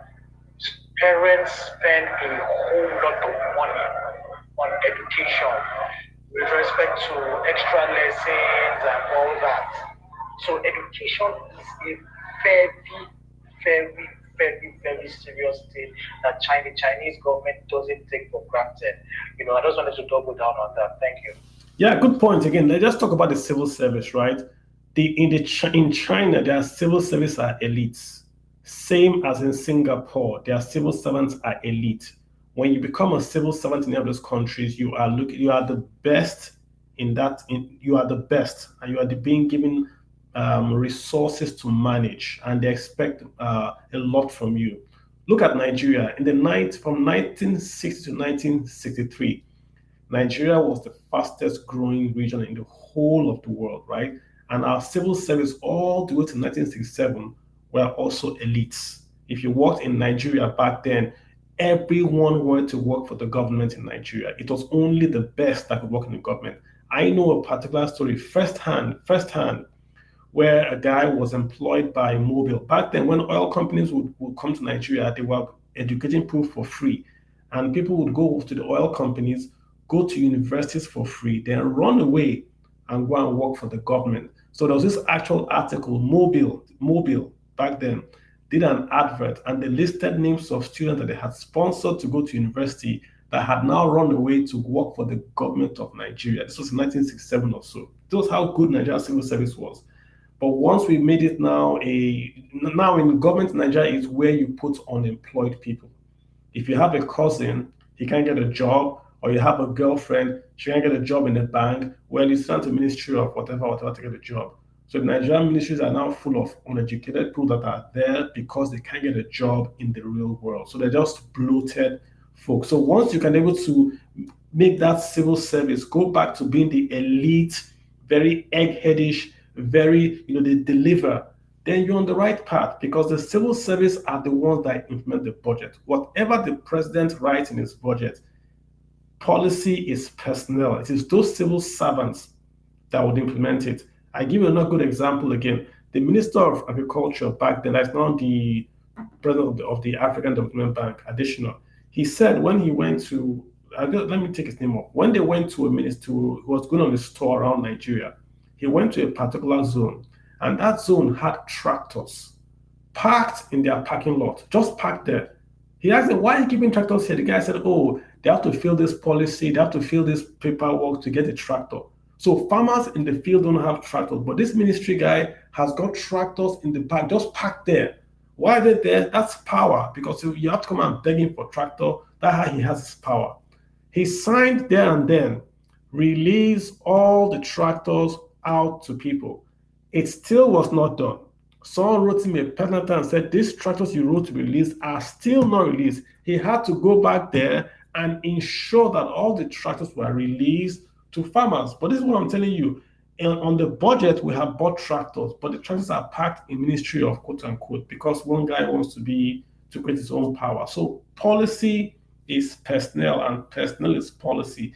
If you've got bad civil servants, you really can't get anything done. Haruna, how are you doing, Mr. Haruna? I wanted you to hop in, because Haruna, I know if you joined the call from the beginning, Haruna, we were talking about how China has really focused. What China did, Haruna, this will interest you, was that they developed agriculture starting from the rural areas. They first of all made the rural areas rich. They made the farmers rich by allowing the farmers to lease out their land, to own their land. They supported them with financing. They removed taxes from the farmers. It's only when the farmers and agriculture became a huge contributor to wealth reduction, wealth creation in China, they then focused on the manufacturing side at the coast. Do you have any take on that? Yes, Mr. Kalu, the Chinese economic blueprint is a marvel to behold. In fact, it has brought the eradication of poverty to a very good level. And what did they do spectacular? The backward integration system, and then the spirit of patriotism. The spirit of patriotism. The spirit of patriotism. They went back first from Mao, or down, let's say before Mao. You see China first before anything. They midweb the social aspect of socialism and mix it with the capitalist, small capitalist, but they made sure they laid the foundation first. The basics were there. Because if you are patriotic to your country, there's nothing. That is the key first. Like you are making an example of the Ministry of Agriculture now. The guy that held the tractors, he was not patriotic. He doesn't care. He wants to show his organ. But if he's patriotic, he wants his country to move forward, to develop. He will have released the tractors. Even when documents are not complete, he will make sure he follow it up for the farmers to complete the documentation, but the tractors are in field working to increase output. So the backward integration of the Chinese has helped them from the agriculture to the manufacturing sector, and then the involvement of government in the key role after providing the policies. The government makes sure the policies adhere to, and they create enabling environment. Like you go to a village now, you find that a new expanse of land will just open industrial hub, set up. The government will make the buildings like in a warehouse form, and then people will come in. And then there's no monopoly on manufacturing. Like assuming you manufacture a TV, you don't have to create anything out of have a monopoly for the production. Somebody will be producing the cover, somebody will produce the glass, somebody will IC, the diodes, and so on and so forth, the transistors. You find that a lot of companies then they will come together and build that TV. So there's an expansive inclusiveness in production. There's expansive inclusiveness in the backing of the small and medium enterprises. This, by doing that, they are eradicating poverty because they've opened the value chain of industrialization to the least level. You have electricity, you have good roads, you have housing in that sector. So you come in as an entrepreneur, being given the funding, you have nothing to inject into it. Nothing, virtually nothing. Everything has been laid down to just start production. Like I've been to Guangzhou, I've been to some deep industrial layouts in Guangxi and so on. Come and see where I went. You see, like now China have stopped even blasting their rocks there. They import boulders and then come to their factories and they cut it and give us granite because the rocks are like pegs to the earth, so they don't want them to diminish. So what do? They increase, they negotiate, they finance their SMEs. They finance, but the key thing there, the key thing, Kalu, is that patriotism. Because no matter what government does, if citizens are not patriotic and they don't see their country first, it will never work out. That is why you see we have a lot of hiccups. Government policies are there. We lack our own from our own side. The patriotism is there. That is why the government policies are not even implemented. Yeah, but Harna, we're all patriotic now. What I'm getting to is this, right? Where does patriotism stop and where does competence start? Where does it really, every patriotism, where does it really start and stop? You are a farmer. We've talked with you a lot of times. The problem about patriotism, you see, is a very large topic now that we're going to talk about. You see, when you say where does patriotism doesn't have an end point, and it doesn't have to start from somewhere. It starts from when you are young, from your parents, from our community. No, the point I'm making is that sector, when you are talking about the poverty aspect of it, the patriotism is I will get profit, like from my own farming.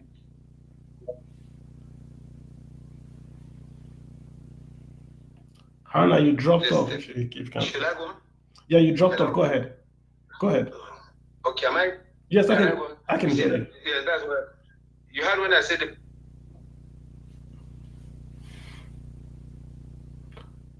Harna, I'm not touching. You are the one dropping off. If you can hear me. Let me drop and sure. Back again. Not a problem. Go ahead, sir. Issa Chiroma, you've got the floor. Hello everyone. Hey, how you doing, sir? Good evening, sir. Good evening, everyone.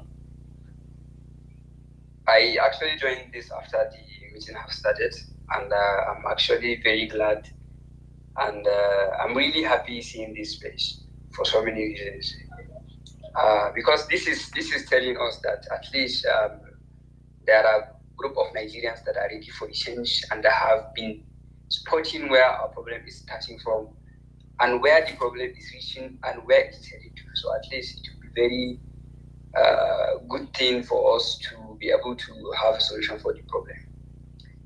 I'm really glad I have heard so much and I've learned a lot, ranging from how Chinese solved their problem, or almost solved their problem, and they are trying to expand as well.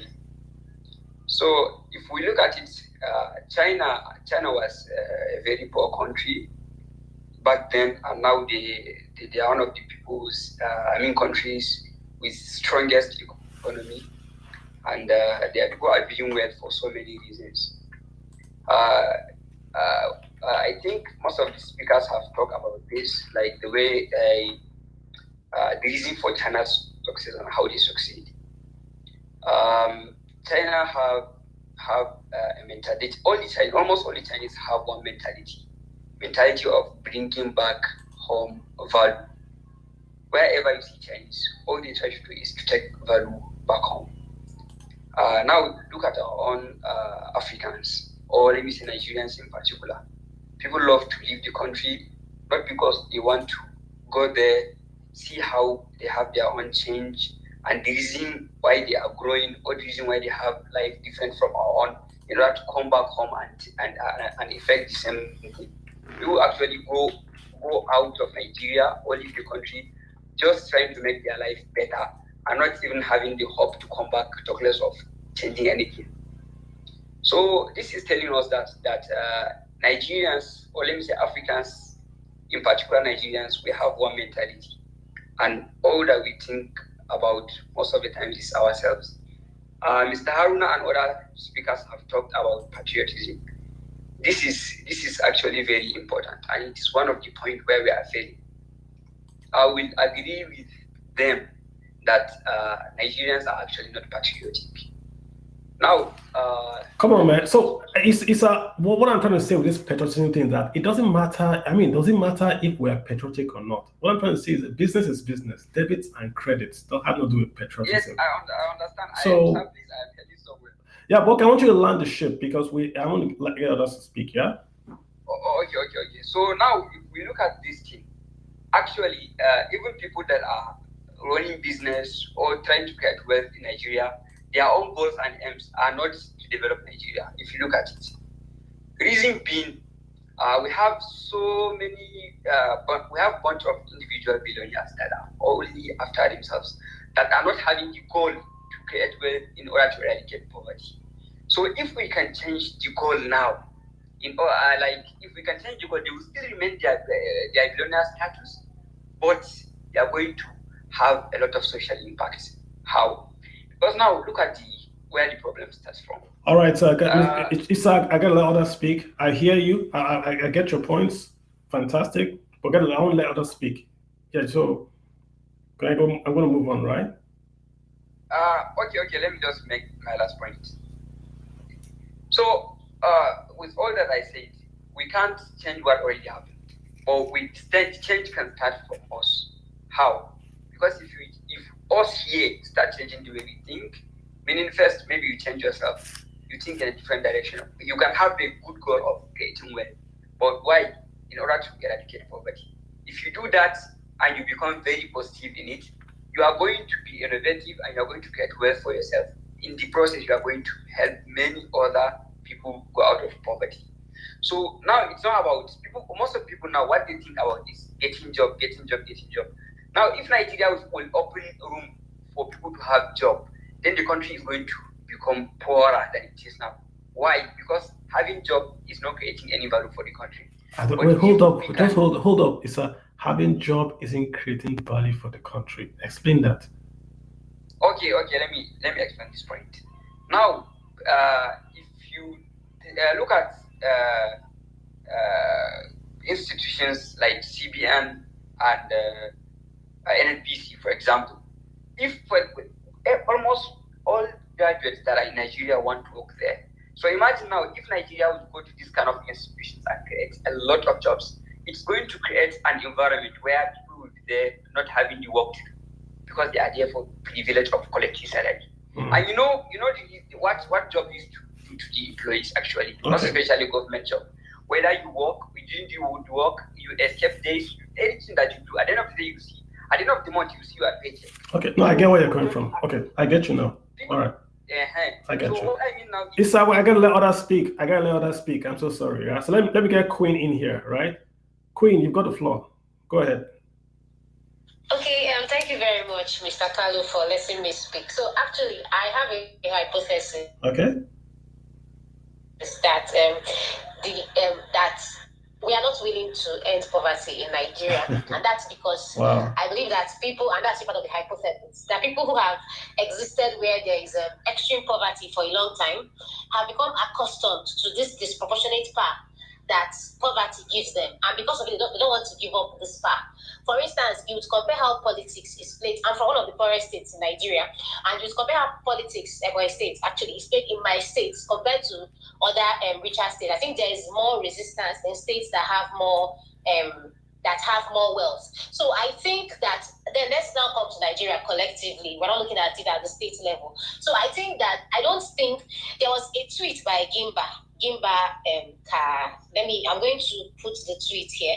And there was something he said. He said that it's not, he was trying to say that it's not the absence of competence among, because Mr. Kali, you talked about competence in the civil service. But Mr. Gimba said it's not the absence of competence in the civil service or in Nigeria that is causing our problems. Because I think one of the things we do is that we equate intelligence with empathy, and we try to, which is a little elitist, because we try to infer that crimes are committed by people that are less intelligent. But the truth is that intelligence, competence can exist in the absence of empathy. I'm sure that in many of the ministries in Nigeria, many people there are very competent. They know exactly what to do. They have the intelligence to be able to solve problems. But the thing is that people profit from poverty in many ways. Number one, the disproportionate power. We have a culture of hero worshipping, where the moment you get wealth, you're the chairman of the occasion, you're getting chieftaincy titles, you're getting follows on social media, you're getting this obsequiousness that follows you. I know someone who was obscure. He was obscure until his wealth became popular knowledge, and suddenly everywhere, even if he writes cough on social media, he has lots of comments on it. So basically, we have this culture of worshipping money, and people who have been within that culture, do you think they want to end poverty? Because they would want to be worshipped. The second thing is that poverty has become a gold mine. You know, there's something called I think there is a term for it. Activism grifters, where people just anchor on problems in Africa. There are NPOs that are sprouting up that are just there to make money, not necessarily because I run a non-profit, and many people have come to talk to me about, and I'm like, this is a non-profit, I'm not here to make money, but people say things that make it look like that's the normal thing. You should want some benefits for yourself. And poverty has become a gold mine, and people take advantage of lots of the problems in Africa to make money for themselves. So when poverty is a gold mine, people will not want to end poverty. So that's what I think. So I don't think the problem is that we cannot replicate what is happening in China. I think the problem is that we don't want to replicate what is happening in China. I put Gimba's tweet on the chat box for this. But Queen, let me tell you, there was a tweet I saw a while back where a guy was talking to a guy on a plane, and was talking about cloud computing, and the guy responded to him, "What if it rains?" Because he thought cloud computing meant rain, cloud, like the rain would fall and the computer would get. He said, what if it rains? And what Gimba is saying, Gimba is making a point that there are intellectuals and technocrats holding public offices. He's wrong. Let's pull up the current cabinet of Nigeria. Let's pull them up. Let's look at the educational qualifications. The ministers. Who is the Minister of Education? Who is the Minister of Agriculture? Today, let's pull the cabinet up. Let's compare the cabinet today with the cabinet under Goodluck Jonathan or the cabinet under Olusegun Obasanjo. What's the quality? Do you know how Nigeria got the debt relief? Nigeria is the only country on earth, apart from Iraq, which we know where they got it because the US had gone there. Nigeria is the only oil exporting nation on earth that's gotten the debt relief. Why? Dr. Ngozi Okonjo-Iweala. That's how they got it. We tried, we didn't get it. She went there, packaged all that stuff the World Bank wants to read, and we got it. The same with Mr. Additional, that was former agricultural minister. You saw the impact when he was here. How did he succeed? He knew what to do. He was a square peg in a square hole. Look at the former lady that ran information, the lady that's now Essential Chairman of Show, that ran Ministry of Information. Look at her CV, and look at what she also got out of the country. Look at Aganga, Goldman Sachs. Look at how he brought Nigeria into, we got lots of auto companies to set up shop in Nigeria. There is a clear and direct correlation between education and GDP per capita anywhere in the world. And if your civil service is top tier, the country works. The difference between the civil service in Nigeria and the guys abroad it's that they are educated.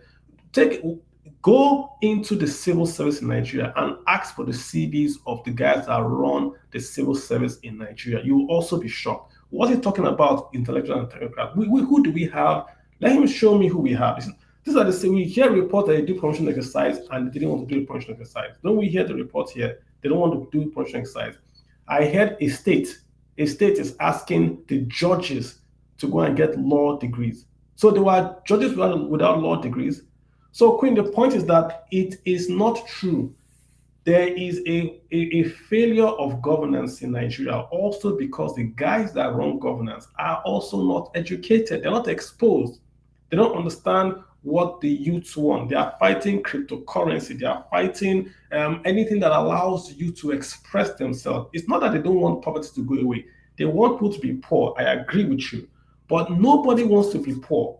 Nobody, even the Chinese that are communists, understand they cannot use the force alone to keep the country quiet. You need jobs. This is a country where we are spending money on churches, on mosques, on fuel subsidy, but not on food and education. That's a lack of education.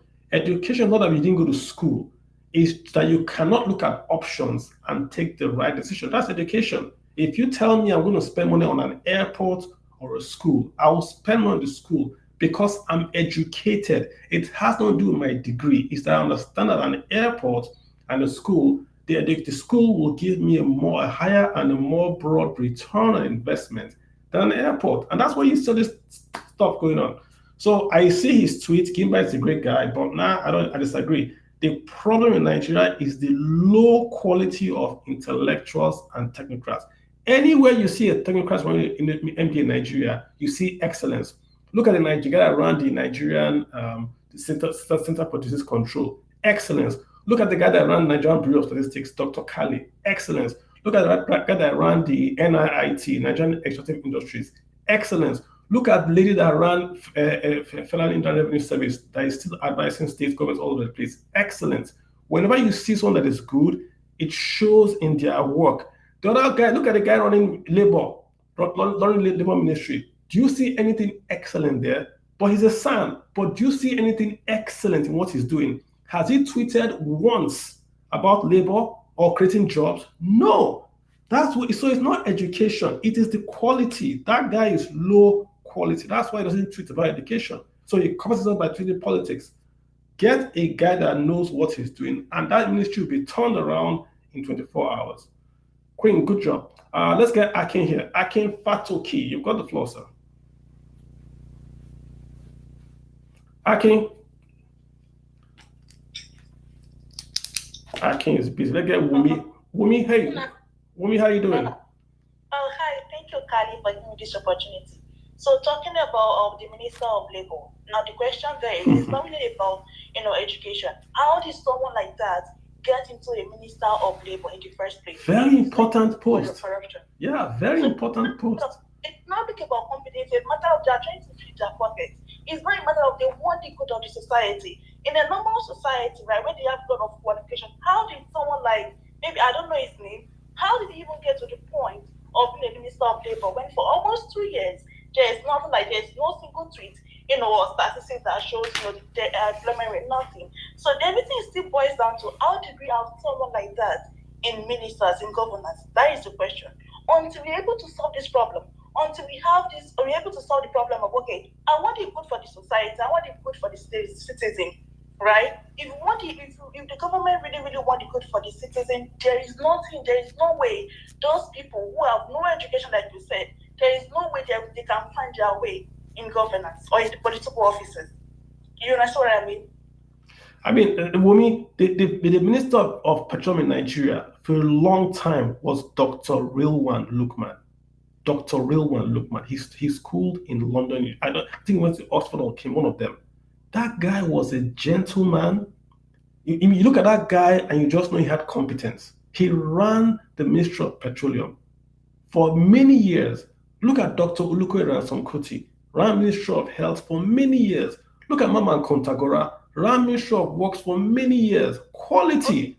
How many of these guys went to school? So the point is, when there is quality, quality shows. You don't advertise quality, it shows. So Gimba's point that the technocrat, if you're a technocrat, it will show. If you're a son, and they put you as Minister of Labor, and all you tweet about from morning to night is politics. That's low quality. It has nothing to do with your son. You are not giving value. At least respect the country. You are a Minister of Labor in a country that has one of the highest levels of unemployment on earth. You've not tweeted one single thing about labor. One single thing. No, even to pretend. Okay, retweet something about labor. Retweet, just say this is what we're doing. No. Every day it is this man did this man did this man did politics. Head to toe.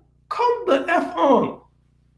That's the same thing we are talking about. If you really want the good of the society, how did someone like that, or more amongst all those candidates, how the question is, how did we get so low to appoint someone like that in the government or in the political office? Like how?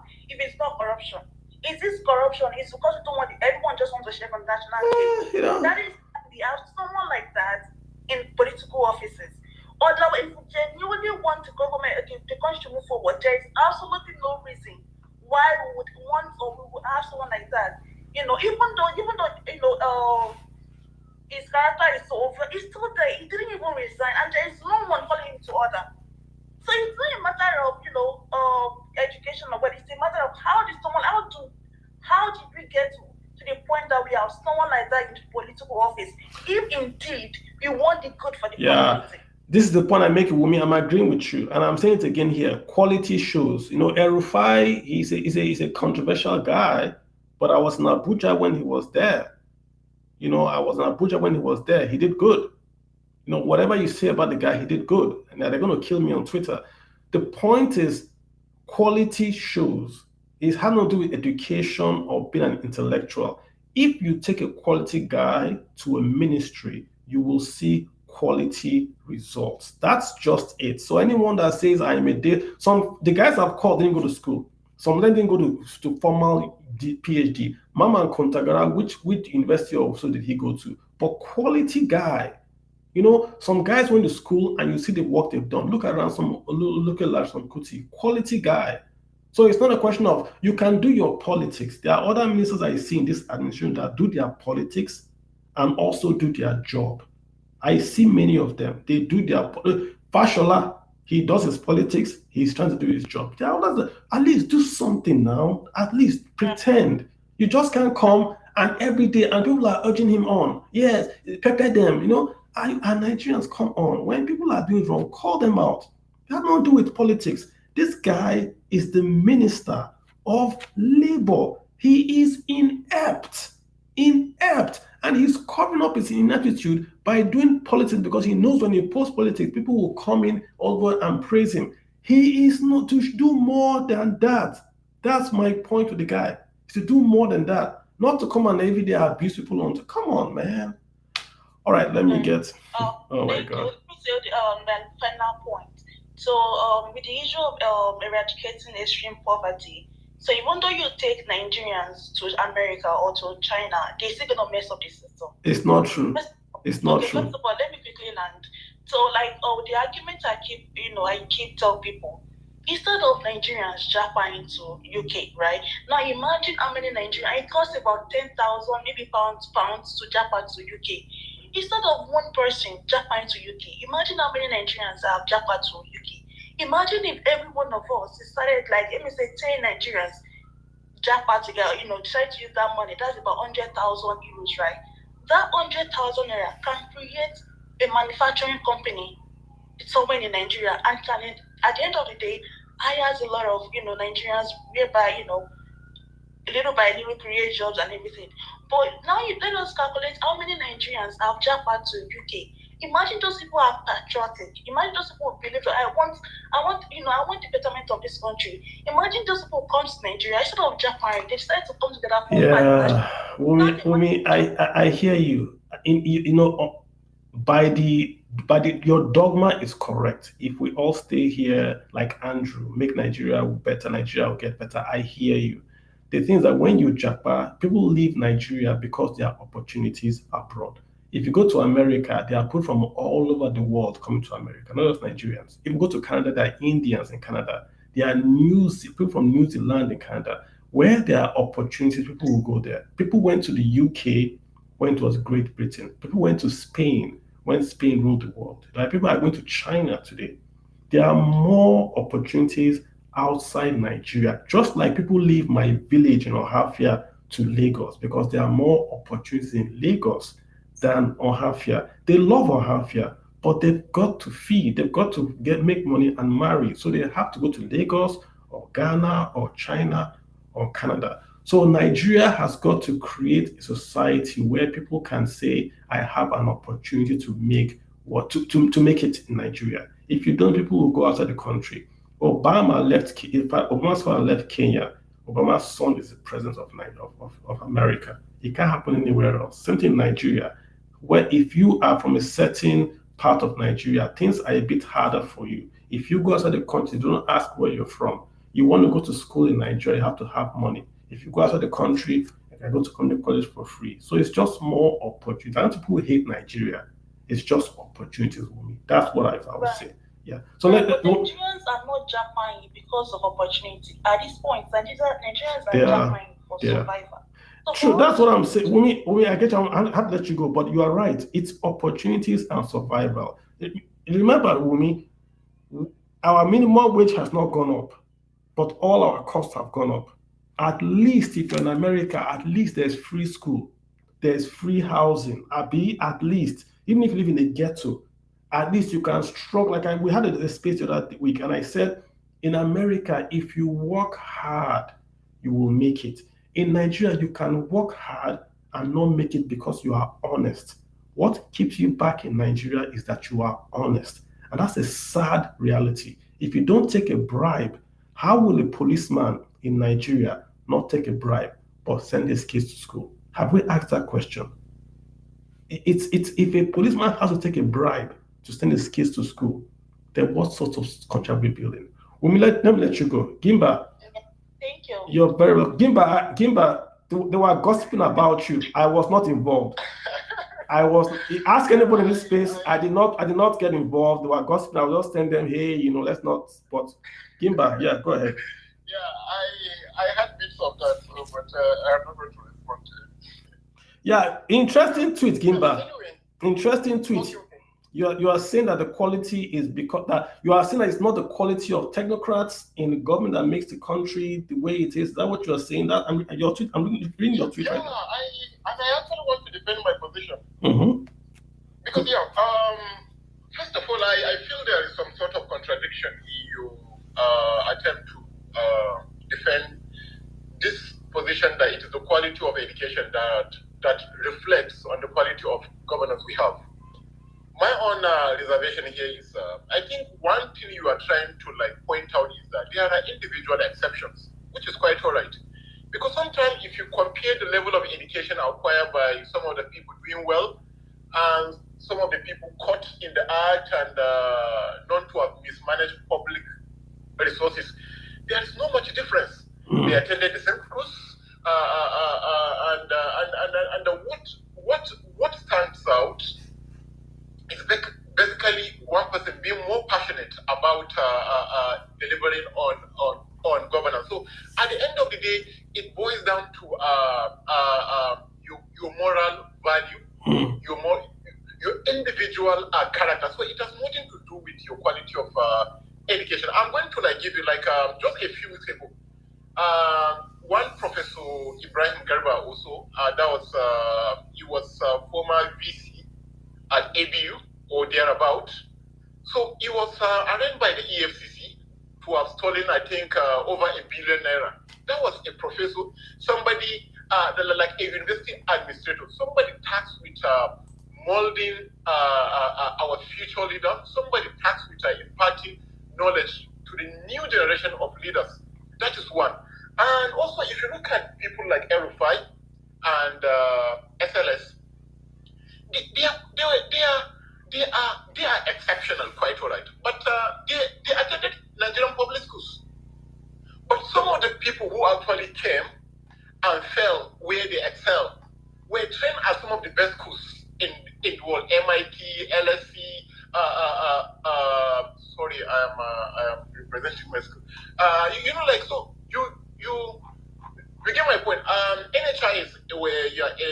while back. I think Professor, what's his name? Professor Usman Yusuf, right? Yeah. He's a sound person, well educated, internationally exposed, and then he came and was given the task of reforming the NHIS. What happened? The end of his tenure became a corruption scandal that he had to be booted out. But you can't say that this man has no quality education. You just need to listen to him. This man is an accomplished technocrat, no matter the criteria adopted to measure that. You have to give him that. That is one. And we've also had charlatans like Farouk Lawan. Farouk Lawan came, scam an entire nation to rally behind him, to see him as so-called Mr. Integrity. We championed his cause. We celebrated him. If I had to pull down one of the essays I once wrote in defense of his cause.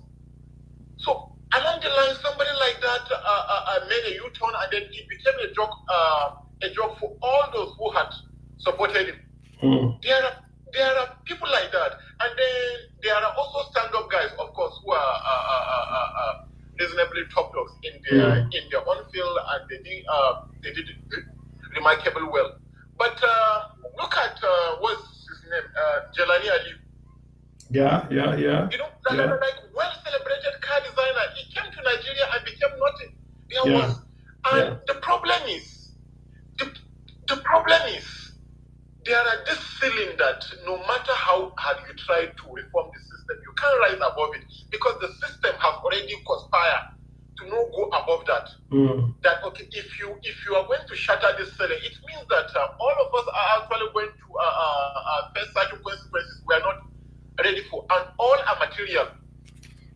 So whatever, and I got to a point that I told myself that sometimes instead of having people who are provincial in thinking, people are worried, it's better you have deal makers. I hear what you're saying. That they are actually going to you can't package them as incorruptible, but you can't say they don't know what they are doing. You can't say they are not in tune with the modern time. They would come, they will bring in the multinational corporations, but also they have their own self-serving interest in that. But at the end of the day, the people and also the leader are going to have their own, are going to benefit from whatever is being introduced to the country. But when you bring in somebody who is entirely disconnected from the reality of the world, to manage a complex economy like ours, there is definitely going to be these consequences we are enduring now in the country. But my own point here is that it's really not the quality of education. Okay, let me just give you an instance. There was a period that some presidential aides were sacked by I think that was during the during Buhari's start of end of first term. Yes. So like if you see this guy's CV, you are going to be astonished by the quality of thinking coming out of the presidency. You see people trained at Princeton, people trained at Oxford, people trained at Cambridge. They have quite intimidating CV that like only a few of us can match. And so it got me thinking that okay, if this were the guy advising the presidency, then how did we get here? Yeah, Kimba, let me ask a question. Do you think it's more of that? Because what we are saying is that the top guys seem to be good and bad. But my point is that if you peel back the onion, the core of the civil service is not educated, not exposed, not willing to change. So you have a minister come, unless he's brilliant and can fight, I mean literally fight, he's up against the bureaucracy that wants to keep things the way it is. Is that what we're saying? Okay. Now this is where it gets tricky. The rank and file, the mid-level civil servants, either at state level or at federal federal level, I will always vouch for them because some of them I have had one-on-one with them, and I have seen their CV, and to be honest, I can't just. It won't sit well with me to just dismiss these people as ill-prepared for their job. They know what they are doing, but at the end of the day, they formulate beautiful policy and send them to these guys at the top, and then they get kicked out. So the problem has always been implementation, but the quality of thinking, the quality of policy, it has always been outstanding. We have in fact, we have quite impressive policies even in this government that at the end of the day we're not implemented. Gimba. A point again is that Nigeria doesn't seem to do big projects properly. Once it's a big project, we can't do it. Refineries, census, elections, NHIS. Let's just example now.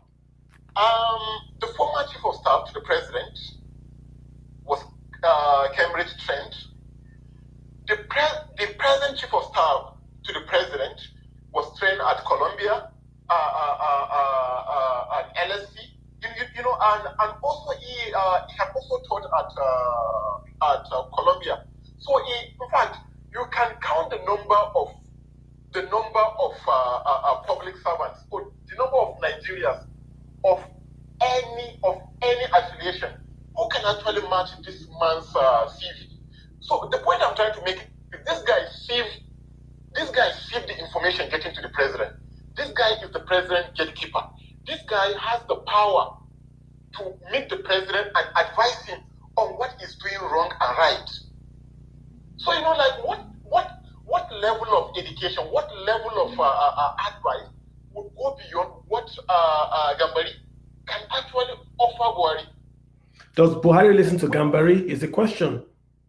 When was he appointed? When was Gambari appointed? It wasn't appointed from day one. It was appointed after all the... Okay. Let's not even talk about Gambari. Let's talk about Abba Kyari. He's dead, isn't he? It's no less intellectual. Isn't the late Abba Kyari, the late Abba Kyari? Yes. The late Abba Kyari. He was trained at Cambridge, and he had the best of education too. Okay. Quite an outstanding technocrat. He had been in the banking sector, lawyering, and then some people, there are so many sides to him. Does Buhari listen to them?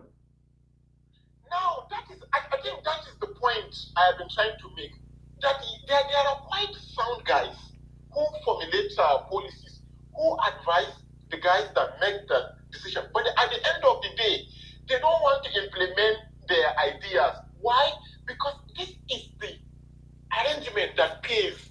If Nigeria begins to work, if Nigeria begins to function, these guys at the top are going to suffer. And they don't want that to happen. So that has been our problem all this while. Okay. So, but me, I will never ever tell that these guys are incompetent or ill-prepared for their job. They know what they are doing. They are sound. They are well-educated.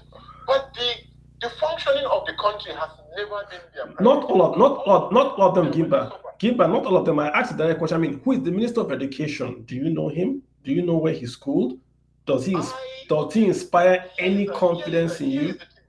Here is the thing. As a child, I have known this guy since I have been reading Adamu since I was in primary school. Like my dad used to buy newspapers. He actually had a column called Definition in Humor in New Nigerian. That was in the 90s. Mm-hmm. And our dad used to bring his newspaper. So he was one of the earliest people who inspired me to start writing because he writes beautifully. He's a decent prose stylist, and I grew up idolizing him. And then even when he was made education minister, because I had seen the quality of his thoughts, and this is somebody, and I like this guy because one, he was one of those lone voices in northern Nigeria who challenged the clerical establishment, who took on a religious extremist, and then he was called names, he was branded Shiite, and he was kind of like a pariah in northern Nigeria intellectual cycle. So he was courageous as an intellectual. So when he was made education minister, I was one of the people who wrote in defense of him. But less than 2 years after that, I just realized that it was a terrible mistake. So my position now is he's a terrible administrator. But as a thinker, as an ideologue, as an intellectual, this guy is a first-rate intellectual. I would give him that. Gotcha. What about the Minister of Agriculture? The one that was sacked? To be honest, even at gunpoint, I don't even know that. So, you see, the point I'm making is that, like, in the end, its policy is personnel. In the end, policy is personnel. And the thing about Buhari is that he has surrounded himself with people he knows, that he knows that and don't talk back to him. That's his failing. For 8 years he refused to remove fuel subsidy. I'm sure he realizes his mistake today. He refused to devalue the naira. The naira was devalued when Buhari was in London and Osinbajo was the president. That's when we had the export-import window. If we didn't have export-import window by today, naira would be what? We would have seen naira. So Buhari has failed that he didn't surround himself with people that could tell him the truth and he would listen to them. That's his own failing. And when you say you are a Cambridge guy, Cambridge gives you the confidence to say something and stand by it. I don't think a real one, Lukman, will not tell Buhari that we should not remove subsidy. What's he afraid of? But the guys that they have here are afraid. Oh, if we tell you remove from our job, we can't tell this guy the truth. So they just hide behind and they go with the flow. That's what's going on. That's what's going on. But we are saying the same thing here. Yeah. Yeah, because like my earlier point was that these guys are more comfortable with the current arrangement because they don't want to disrupt the status quo. So that has always been the problem. But given my point, last point, if I let Laura speak, Wale and the rest answer. Last point is that the quality of the Nigerian civil service is low. This is my point. The federal state, the quality of the Nigerian civil service is low. The civil service in Nigeria is a place where you send unemployed relatives to get a job. That's the point I'm making. It is no longer, I can't argue that one. No. It's no longer a place where you write an exam and the top 1% go and work for the Nigerian civil service. Right now, we see everything now. Immigration will do interview, people will go with white t-shirt, go and all that, and they get employed based on who they know, notes and all that. We see it every day. This Nigerian civil service used to be an elite institution where the very best work. You can't say so today. I'm talking about the rank and file, not the ministers, the rank and file. It is a place where if you are a big man, you get employment for your words. That's what the civil service is today. I still want to disagree with you, but I'll just let it fly because I know some of the guys recruited into these sensitive organizations. Okay. Like NNPC, for instance, they don't take anybody. Like I like it's merit based. Like for a while now, like most of the guys running teams there now, especially the younger generation, are first class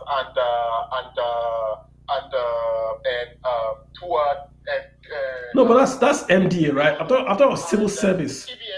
I agree, but I'm talking about civil service. The Ministry of Ministry of Petroleum, DPR. That's what I'm going to. Yeah.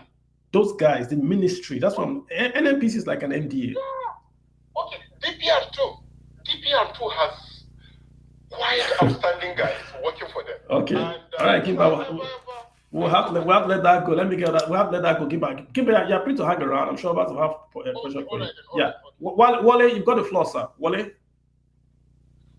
Thank you very much. I did fine. Good evening, everyone. So, you started off this conversation with China. Yes. And how we can sort of copy their model and all, stuff like that. Yes. I've always been a very big proponent that, regardless of a model that we try to copy from any part of the world, when you bring it here, it won't work.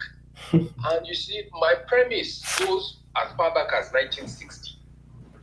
I've sort of looked at Nigeria since creation, sort of asked myself, what is the one thing that sort of unites us as a people? What brings us together? What exactly motivates us as a people? If I ask everybody in this room, they're going to write different things.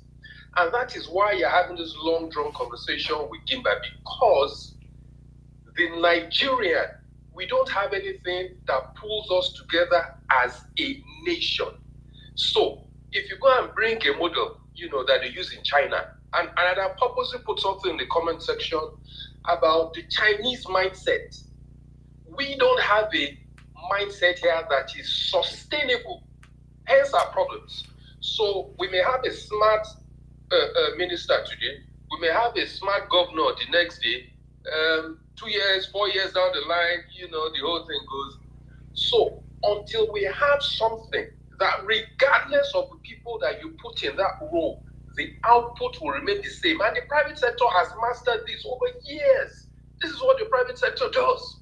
The private sector will tell you, regardless of who is in that role, they need to function. Therefore, they build all those sustainability issues into the things they do. In governance in Nigeria, we have managed to put individuals there, then rely on the individuals. It won't work.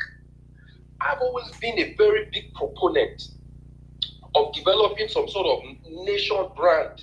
And the mistake a lot of Nigerians make is all of the countries we run to across the whole world, this is the one thing that they have all done quietly. And that's what keeps them together as a people. Read about it, nation branding. Just read about it, humor me. All of those countries, not an exception. The reason I know this was because I was involved in nation branding for Indonesia. This was in 2016. I will never forget. Life-changing experience for me. We're similar to Indonesia. They speak many languages than we do. They're even more scattered and more diverse than we do. What was the one thing that they could do? They created an identity. Now, I've always said, until we're able to craft an identity and we could wrap it around anything, you see, the way you do it, you wrap it around something that you have an economies of scale around. So, for instance, in Nigeria today, what do we have? We have the youth. We're 70% young people. You create a brand wrapped around the youth. The way that, in fact, there's a methodology around this. We can, as a country, my God, what it means is that every single thing you do as a Nigerian, from governance to infrastructure to whatever it is, you rely on that brand. And you see, again, let me give you a classic example. If you look at UAE, for instance, the overall thing about UAE is now what? They sell oil like us. It's now tourism and real estate. And they are making tons of money from it.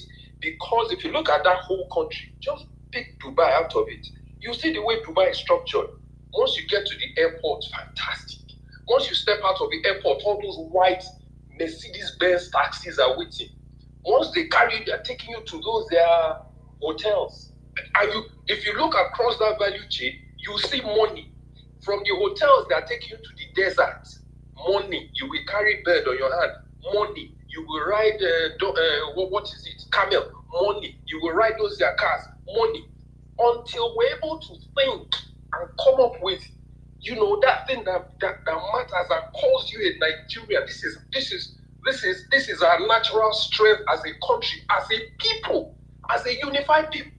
We will continue to look for these bright individuals, whether Harvard, whether Oxford, whatever it is. They will come, they will do their bit, and they will go, and they will go right back to square one. So I'm very big on being able to do things in a sustainable manner. And like I said, I've gone all the way back to 1960. So I was like, look, what have we been able to do in Nigeria and sustain it till today? Nothing. Absolutely nothing. I'm interested if anybody can tell me one single thing we've managed to do. Nothing. If you look at the country today, the only thing we've managed to create as a country is anyhowness. And that's what we're known for. That's what we're known for. At which point is somebody going to say, look, I'm the CEO of this country. Therefore, this is the mindset. Because this nation brand that I've mentioned, it is one man. If you go to Singapore, to same thing. Just Google Singapore nation branding. It's all there. One man just decided that look, enough. We've had enough of this nonsense. Yeah. Well, I hear where you're coming from. And then they went in that direction. Yeah, and Wale, I hear you, and I think we're nearly there in the 70s. Even when we did this Operation Feed the Nation, all these things, we're nearly there. Then something happened, and then we sort of lost our way. We got back into this American. We were British, now we're American. Now we're going to be Chinese. That's how I see Nigeria. And so I think the youths, the main thing is that the youths now are about 60% of the population. They have their own ideas. Like I said, when we're talking about China, right now, whoever is going to be president is going to have, I would say, about 6 months. Irrespective of whatever party you call yourself, they're going to give you about 6 months. If wealth does not start to flow, whether you are APC, Labour, PDP, you will see something will happen. It really doesn't matter. It doesn't. People are like, I think people are saying, okay, this election, there's going to be a change. Let's see what's going to happen. I'm not being political. I'm just saying the truth. The economy is burnt. People are suffering, but they've pinned their hopes that there'll be a change. It doesn't matter if it's change from this alphabet or that alphabet. They want a change, and they want to see delivery of that change. So you have a very, very short time. So I'm just going to advise whoever is in charge, you have a short time. People don't have time for a master plan 2050. People want to see jobs, wealth, cheap food, security. They want to see if you going there, that, okay, we're going to, right now I'm getting 10,000, I'm going to get 30,000, I'm going to get 90,000. I can, the bandits are going to be destroyed. There's food. They want to see those things. The youths are now the driving force. All this, you want to ban protests. You want to ban how, all that is just superficiality, right? Keep your head low. Like this space is on purpose. When I say China, it's on purpose. What did China do? Rural areas, wealth creation, land use act reform, allowing wealth to be created. China just simply said, share your land. It's your land. This is a communist country, but they said it is your land. If you don't want to use it, lease it out. Nigeria can do the exact same thing. Nigeria can say to the youth, you have land in your village, Abi. That land is for you. We're going to do land use act. That land is your land. You can take that land, you can lease it to Dangote, and Dangote will pay you. Do it for even minerals. You have a mineral, you have in your town, you have bitumen, Abi. That bitumen is for you. Lease it out to the Chinese. Let the Chinese pay you. You get the youth now access to sovereign wealth. A company. Now the Chinese are going to deal with the youth, give them equity. They get money. All that pipeline busting stops. Those boys now have a stake in this thing called Nigeria. This idea of federal, everything is federal. Do a radical change, do a radical rethink, get the youth on board into this country, give them this wealth, let them see a plan, a focus, and a direction, get them involved, then you've won. Otherwise, I don't know. Well, I don't know. Let me get Akin in here. Akin, what's up, man? Akin? Yes. Yeah, I can go for it. Yeah, so I've been listening to everything everyone has been saying. And I would say some things now that's probably going to annoy people on different sides of this argument. There's so many reasons why China has been able to get to the level that it's got to. And a good chunk of it, for better and also for worse too, has partly been the fact that it's a one-party state. It has also partly been it hasn't had to face elections. It has also partly been its Confucian ethos of the respect of the civil service. It has also partly been the fact that the Confucian ethos of civil service and respect for bureaucrats have led to generally better level of public administration. Then that has also led to better policy making. And that was facilitated by having the little giant called Deng Xiaoping that was able to basically collate and be able to coordinate all this machinery of the Chinese states to bring in unprecedented development that has never been seen in human history, at least at this scale and at this speed. Now, Nigeria does not have these things. We are a society where we believe that diversity trumps competence. So we talk a lot about federal character. Most people on this space, in fact, a lot of people that we probably have talked to believe in some form of federal character of some sort. I don't believe in it one bit. I think it's one of the things that's holding us as a country. I don't understand why, as a country, we have a situation where people that have no business being in the civil service or being in government agencies are there because they have to fill a quota because of diversity. I don't believe you should put diversity before competence. Diversity must always be subservient to competence. These are very radical views in Nigeria. Nigerians don't want to hear this. We believe we can get both diversity and also get competence. It's possible to get both, but it is not in every situation that you can get both.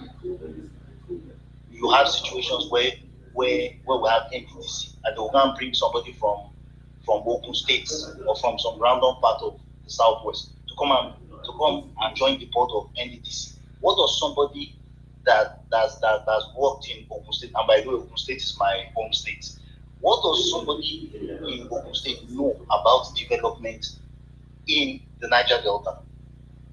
What's their lived experience? Or you see, even sometimes we'll bring somebody from the Niger Delta that happens to be a governor to become head of NDDC, even though he has no track record of improving development in the oil-rich regions of his states when he was governor. Just because, okay, we must have somebody sharp. It is not based on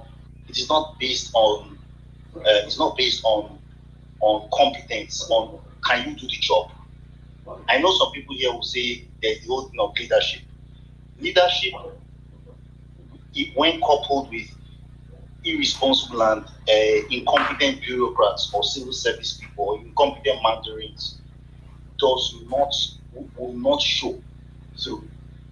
That is one thing that a lot of people don't realize. People just say, oh, leadership, oh, we have a problem with leadership.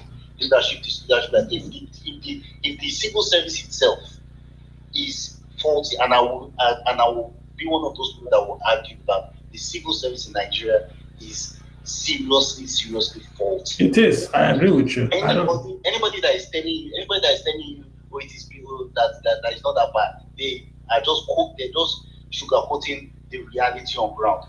I have had situations where I've had to interact with civil servants in certain parts of this country on projects, and I will tell you the quality of even the top civil servants in a lot of states in this country is woeful. It is nothing to write home about. They have no business being anywhere close to governments in any way. So when I hear Kimba say, "Oh, it is not so bad," or that we should not be mischaracterizing them, that all of that.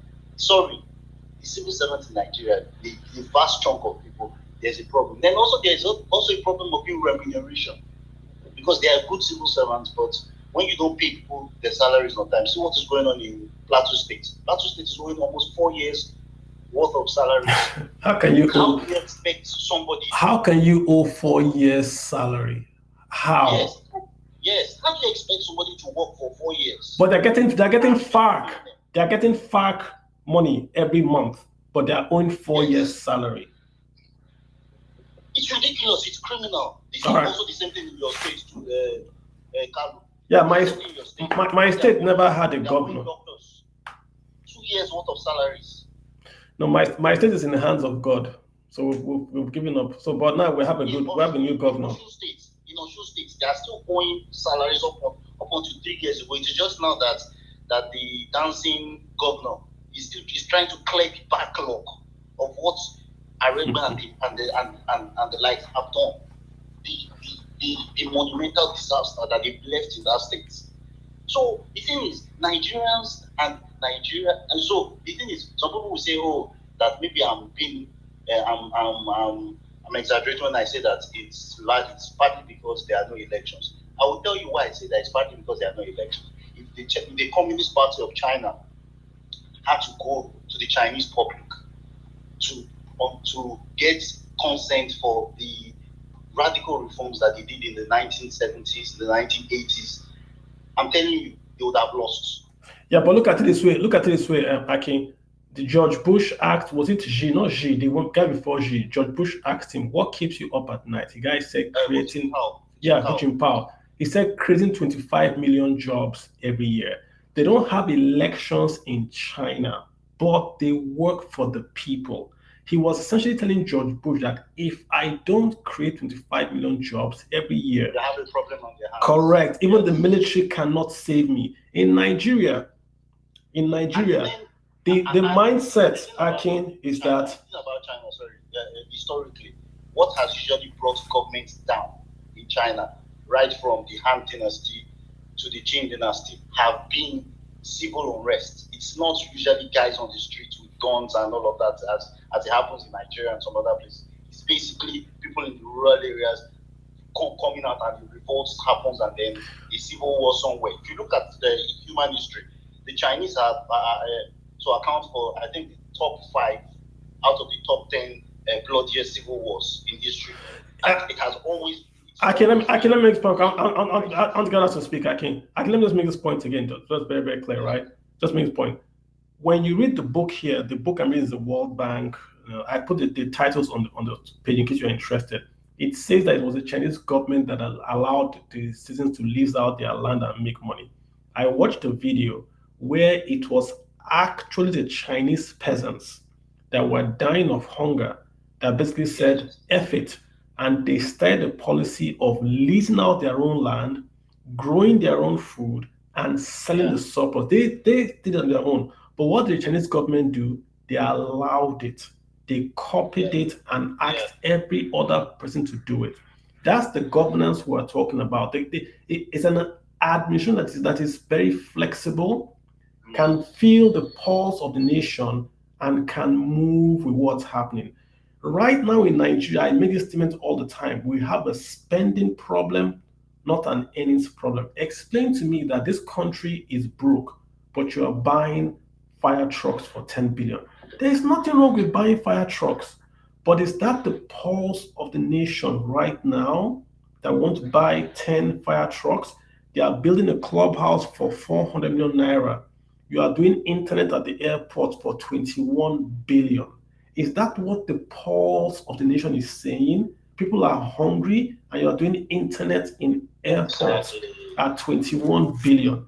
This is the difference with us and China. So I'm saying we should copy the way they focus on what their citizens want. That's one thing Nigeria can copy from China. Even if you are a communist guy with the protection, think